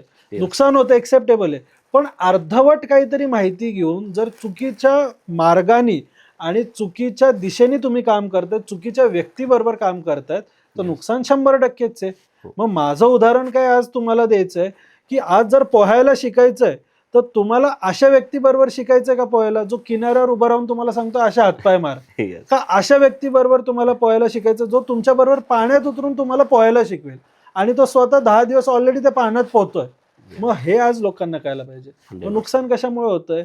अर्धवट नॉलेज, घाई गडबड, पेशन्स न ठेवणं, एक्साइटमेंटमध्ये काम करणं किंवा अतिउत्साहाने जेव्हा काम करायला जातात 4 गोष्टीची खबरदारी न घेता, तेव्हा नुकसान तुमचं वाढत जातं. सर जर आज मागं जर वळून बघितलं आपण तुमच्या जर्नीकडे, कारण 1 ते 1.5 घंटा एखाद्या टॉपिकवर बोलणं म्हणजे सहजासहजी शक्य नसतं त्या गोष्टी. बरोबर. ज्यावेळेस ह्या इनपुट एक्सपोर्ट ह्या करिअरमध्ये तुम्ही एंट्री केली होती आणि आज या स्टेजला जाऊन पोहोचला आहात, जर आपल्या प्रेक्षकांना सांगायचे ठरलं की अशा कोणत्या 3 गोष्टीत की तुम्ही एकदम यशस्वीरित्या आज इथपर्यंत पोहोचला आहात? 3 गोष्टी बघा. सगळ्यात पहिले तर कन्सिस्टन्सी तुम्ही ठेवा. ओके. घरच्यांचं लोकांचं भलं नंतर होईल जेव्हा तुम्ही स्वतःचं भलं करताल. आज रिसेंटली आज मोठ्या म्हणजे मी नाव तर घेऊ नाही शकत, तुम्ही जर तेवढे ॲक्टिव्ह असाल, त्या व्यक्तीने स्वतः सांगितलं की जर तुम्हाला यशस्वी व्हायचं आहे तर घरदारपासून लांब थांबा. हे एक सातत्याने खरी गोष्ट आहे. 100%. मग आज तुम्ही जर घरात थांबतायत 100 जण काम देणार आहेत, अडचणी येणार आहेत. पण आज जर बघितलं आजच्या तारखेला पण माझा ना मोठा फ्रेंड सर्कल आहे. आजच्या तारखेला प्रत्येक घरच्यांच्या गोष्टींमध्ये कामाचा असू द्या, हॉस्पिटल असू द्या, फंक्शन असू द्या, 24 तास माझी इन्व्हॉल्वमेंट नसते. आज सातत्याने 24 तास पूर्ण मनापासून आज मी बिझनेसमध्ये स्वतःला ओतून देतो.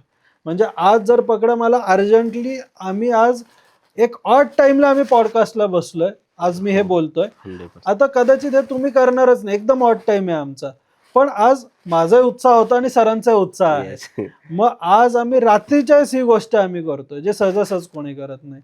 मग आज तेवढा तुम्ही पेशन्सली आज तुम्ही स्वतःला वाहून द्यायला पाहिजे. आज आता एक जसं तुम्ही उदाहरण दिलं तर आज मी बिझनेस बॅकग्राऊंडमधनं नव्हतो, जॉब बॅकग्राऊंडमधनं आहे. Yes. माझ्या ॲज फॅमिलीमधला एक मेंबर सर माझ्या बरोबर नाहीये, कोणच नाही. म्हणजे ना मी घरातनं मेंटल सपोर्ट घेतला, ना फायनान्शियल सपोर्ट घेतला, ना मी पुढे कधी घेणार. जे काही करायचं स्वतःच्या हिमतीवर तुम्हाला करायचंय. कॉन्स्टंटली त्याच्यात काम करा. तुम्ही 1-2 महिने 6 महिने काम करून आउटपुट काढणारे नाही. जेवढा बिझनेसमधनं पैसा येईल, गाड्या घ्या, घोड्या घ्या, नाही सर. हे कधीच होणार नाही. म्हणजे आज मी काही युवा तरुण बघतो लिटरली, की थोडा व्यवसाय स्टार्ट केला, आयफोन घे, गाडी घे, घोडे घे. IT वाले पण आज जॉब करतात, जॉब झाला सुरू नाही की लाखभर रुपये पगार आहे आणि 10 लाखाचा EMI. माझं काय म्हणणं आहे, बिझनेसमधला पैसा पहिले बिझनेसमध्ये टाकायला शिका.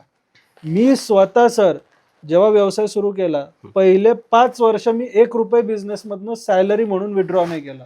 जेवढा फक्त खर्च एक्सपेन्सची गरज आहे, तेही बिझनेस रिलेटेड किंवा नॉमिनल एक्सपेन्स तो फक्त कंपनीमधनं घेतला. बाकी 1 रुपये घेतला नाही. कारण की आज मी काय म्हणतो, मी म्हणजे बिझनेस नाही आणि बिझनेस म्हणजे मी नाही. तर ही मानसिकता बदला. आज मी स्वतःला काय म्हणतो, आज माझी कंपनी वेगळी आणि त्या कंपनीचा मी एक एम्प्लॉय. मी ह्या दृष्टिकोनातनंच आज कंपनीसाठी काम करतो. ज्या दिवशी म्हणेल ना मी मालक आहे, माझीच कंपनी आहे, चला सगळा पैसा कसा उधळा, कंपनी बंद व्हायला सर 1 महिना येणार आहे. 1 महिना. 100%. मग आज एक तर बिझनेसमधला पैसा बिझनेसमध्ये टाका. कन्सिस्टन्सी म्हणजे एक तुम्ही सातत्याने पेशन्स ठेवून काम करा आणि पूर्ण स्वतःला त्याच्यात वाहून द्या. नाही तुम्हाला वर्षभरात रिझल्ट आला तर माझ्याकडे या. 100% सर. असं. प्रेक्षकांनो लक्ष द्या. सरांनी आपल्याला आजच्या व्हिडिओमध्ये फक्त इम्पोर्ट एक्सपोर्टबद्दलच सांगितलं नाही आहे. आपल्याला त्यांनी दैनंदिन आयुष्यामध्ये यशस्वी होण्यासाठी कोणकोणत्या गोष्टीची आवश्यकता असते त्यांनी खूप चांगल्या आणि सोप्या पद्धतीमध्ये तुम्हाला सांगितलेलं आहे. आणि उद्योग मार्गच्या वतीनं तुम्हाला एक आग्रहाची विनंती आहे, जर तुम्हाला इम्पोर्ट एक्सपोर्टमध्ये जर करिअर करायचं असेल, तुम्हाला त्याच्यामध्ये व्यवसाय करायचा असेल, तर सरांचा नंबर आपण स्क्रीनवर आणि डिस्क्रिप्शनमध्ये दिलेला आहे. एक वेळेस त्यांना फोन करा, त्यांच्यासोबत चर्चा करा. एकदा त्यांच्या जिथं ऑफिस आहे त्या ऑफिसचंही आपण खाली लोकेशन देणार आहोत, तिथं जाऊन व्हिजिट करा आणि एकदा त्यांना नक्की भेटा आणि नंतर डिसिजन घ्या. सर आज जर आपण विचार केला ना, आपल्या महाराष्ट्र असेल किंवा देशामध्ये ना, आज गव्हर्नमेंट व्यवसायांसाठी खूप सारे सबसिडीज वगैरे देत आहे. बरोबर आहे. हां, MSME वगैरे असतील त्याच्यामध्ये. तर मला सांगा इम्पोर्ट एक्सपोर्टसाठी काय अशा काही गव्हर्नमेंटची स्कीम वगैरे आहेत का? नक्कीच नक्कीच. आज गव्हर्नमेंट, मी मगाशी जसं तुम्हाला सांगितलं की गव्हर्नमेंटसाठी तुम्ही कमाता हुआ लडका असं म्हणायला हरकत नाही आहे. तर त्यामुळे गव्हर्नमेंट भरपूर बेनिफिट्स देते. जसं एक 2-4 बेनिफिट सांगायचे झाले तर हा असा पहिला व्यवसाय आहे की व्यवसाय तुम्ही करतायत आणि त्यासाठी गव्हर्नमेंट तुम्हाला शाबासकी म्हणून पैसे देते. तर तुम्हाला पहिलं बेनिफिट आहे रोड टेप, RODTEP, जे तुम्ही एक्सपोर्ट केल्यावर तुम्हाला 1-2% पार 15% तुम्हाला गव्हर्नमेंट देते.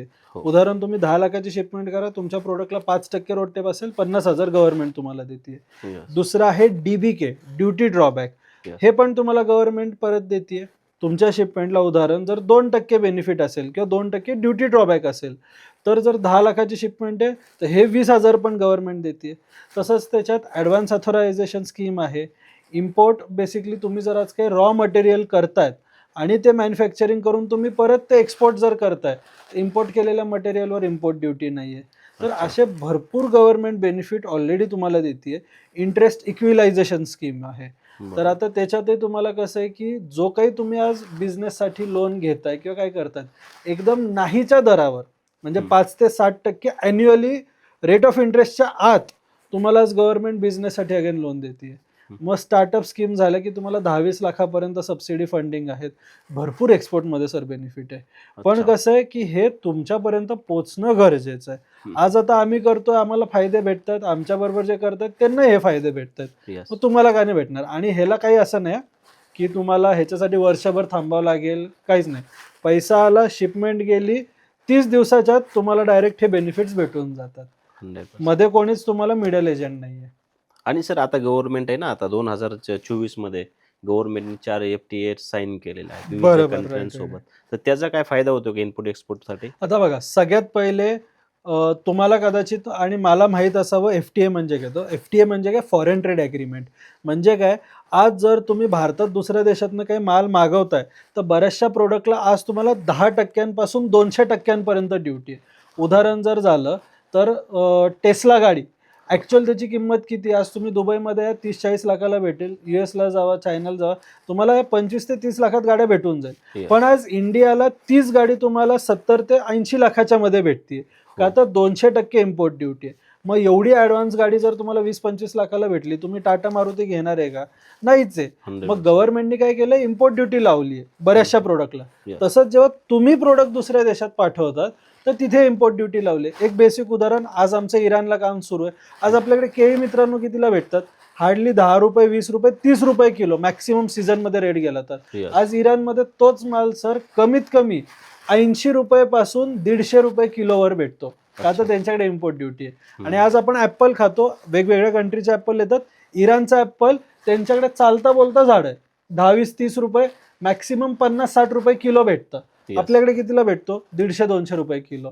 मग आज फॉरेन ट्रेड ॲग्रीमेंट, आज इंडियाच्या 13 ते 14 फॉरेन ट्रेड ॲग्रीमेंट आहे. आत्ताच जस्ट एक न्यूझीलंडची आपण चर्चा करतोय Yes. की न्यूझीलंडची आता फॉरेन ट्रेड ॲग्रीमेंट पार पडली. आज रशिया बरोबर आहे, कित्येक कंट्रीज बरोबर आहे, UK बरोबर आता रिसेंटली झाली. Yes. आणि हे पहिलं वर्ष आहे की जिथे पूर्ण वर्षभरात आज 4 फॉरेन ट्रेड ॲग्रीमेंट एकत्र साइन अप झालेलं आहे. मग गव्हर्नमेंट आज का करते? जर ह्याच्यात खरंच एवढं नुकसान आहे, फायदा नाहीये, मग गव्हर्नमेंट एवढा पैसा का देते? Yes. ही सगळ्यात जास्त बूम होतीये इंडस्ट्री. त्याच्याच बरोबर आज गव्हर्नमेंट फॉरेन ट्रेड ॲग्रीमेंट का करते? जसं आज व्हिएतनाम बरोबर फॉरेन ट्रेड ॲग्रीमेंट आहे. म्हणजे आज मी इथनं जेव्हा त्यांना माल पाठवतोय, आज आपल्याकडनं कांदा जातो, काही आपल्याकडनं टेक्स्टाईल आपण मागवतो पाठवतोय, आज स्पायसेस त्यांना आपण पाठवतोय, तर त्यांच्या कंट्रीमध्ये इम्पोर्ट ड्युटी त्या प्रोडक्टला नाही आहे. ड्रॅगन फ्रूट, आज माझे शब्द नीट लक्षात ठेवा, ड्रॅगन फ्रूट आज भारताचं फ्रूट नाही आहे, गेल्या 2-3 वर्ष त्याची शेती वाढलेली आहे. Yes. आज व्हिएतनामचं मेन फ्रूट आहे, तिथनं मागवतोय, मला इम्पोर्ट ड्युटी नाही आहे, ॲज इट इज क्लिअरन्स करा आणि कंटेनर इथे आला, माल विका. पण पुढच्या 5 वर्षात लिहून घ्या, आपल्याकडे जसं आता ड्रॅगन फ्रूटचं प्रोडक्शन वाढतंय ना, ह्याला ड्युटी हळूहळू लागली जाईल. मग फॉरेन ट्रेड ॲग्रीमेंटचा तुम्हाला हाच मित्रांनो फायदा आहे की आज डायरेक्ट तुमचा माल तुम्ही त्या देशात विकू शकतात आणि चांगल्या प्राइसमध्ये देऊ शकतात. Yes. आणि घेणाऱ्यावर पण बर्डन वाढणार नाहीये, कारण की त्याला इम्पोर्ट ड्युटी नाहीये. Yes.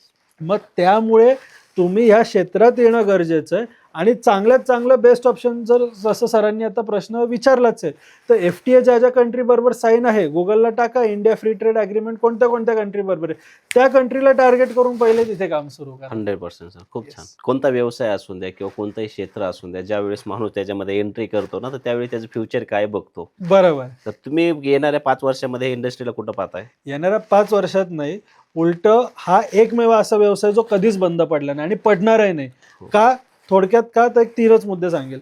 आपल्याकडं सगळ्यात पहिले आपल्याकडे वॅटवरनं GST आलं, एक्सपोर्टला तुम्हाला GSTच नाहीये, त्यामुळे तुम्हाला त्या इंडस्ट्रीला तेव्हाही धक्का लागला नाही. नोटबंदी, डिमॉनिटायझेशन आलं, कॅश व्यवहार नाहीये, तेव्हाही धक्का लागला नाही. कोविड सारखी सिच्युएशन भारतात नाही तर पूर्ण जगात होती, हे एकमेव व्यवसाय होता सर. आम्ही बिंदास फिरत होतो, आमचा स्टाफ फिरत होता, कारण की ही इंडस्ट्री तेव्हा पण बंद पडली नाही. आत्ता इंडिया पाकिस्तान वॉर झालं, रशिया युक्रेन आहे किंवा अजून कोणते वॉर सुरू असतील, Yes. हा व्यवसाय तेव्हाही बंद झाला नाही. त्यामुळे ज्याचं पास्ट एवढं ब्राईट आहे, प्रेझेंट एवढं ब्राईट आहे, तर विचार करा फ्युचर केवढं आहे. पण मी एवढंच सांगेल की एक 2020 मध्ये एक 5-6 वर्ष आली, डिजिटल मार्केटिंगची जी आज धूळ होती ना, सगळं नुसतं डिजिटल मार्केटिंगचा क्रेज, पण आज बघितलं तर थंड झालं. मग येणाऱ्या 5 वर्षात जर आज लोक एक्सपोर्ट इम्पोर्टमध्ये नाही येते, तर तेव्हा यायचा विचार केला तर ऑलरेडी भरपूर लोक आलेली असेल. आत्ता जी लाट आहे आणि आत्ता जेवढे लोक जेवढे येत आहेत, एक्सपोर्टमध्ये येत आहेत, इम्पोर्टमध्ये येत आहेत, तर ह्याला एवढं जबरदस्त फ्युचर आहे. कारण की आज आपल्याकडे मॅन्युफॅक्चरिंग थांबणार आहे का? नाही. शेती थांबणार आहे का? नाही.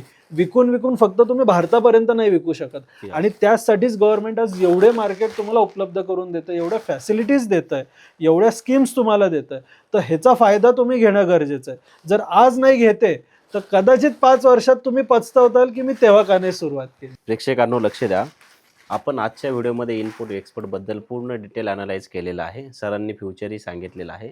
आणि सर्वात महत्त्वाचं म्हणजे काय, ह्या इंडस्ट्रीमध्ये आपण प्रत्येकाने आलं पाहिजे. त्याची काही कारणं आहेत. कारण जर आपण नीट विचार केला, जे देश आज महासत्ता बनतात, चायना असेल, USA असेल, UK असेल, असे जे काही युरोपियन कंट्री आहेत काही, तर त्या मोठ्या का झालेल्या आहेत? कारण त्यांचा ट्रेड झालेला आहे. ट्रेड म्हणजे कसा की ते इंटरनॅशनल ट्रेड करतात, एक्सपोर्ट जास्त करतात आणि इम्पोर्ट कमी करतात. जर आपल्या देशाला जर आपल्याला पुढे घेऊन जायचं असेल तर आपल्याला सर्वात महत्त्वाचं आपल्याला मॅन्युफॅक्चरिंग वाढवावं लागेल आपली, आणि ती आपल्याला एक्सपोर्ट करावं लागेल. त्यावेळेस आपल्याकडे परकीय चलन असेल.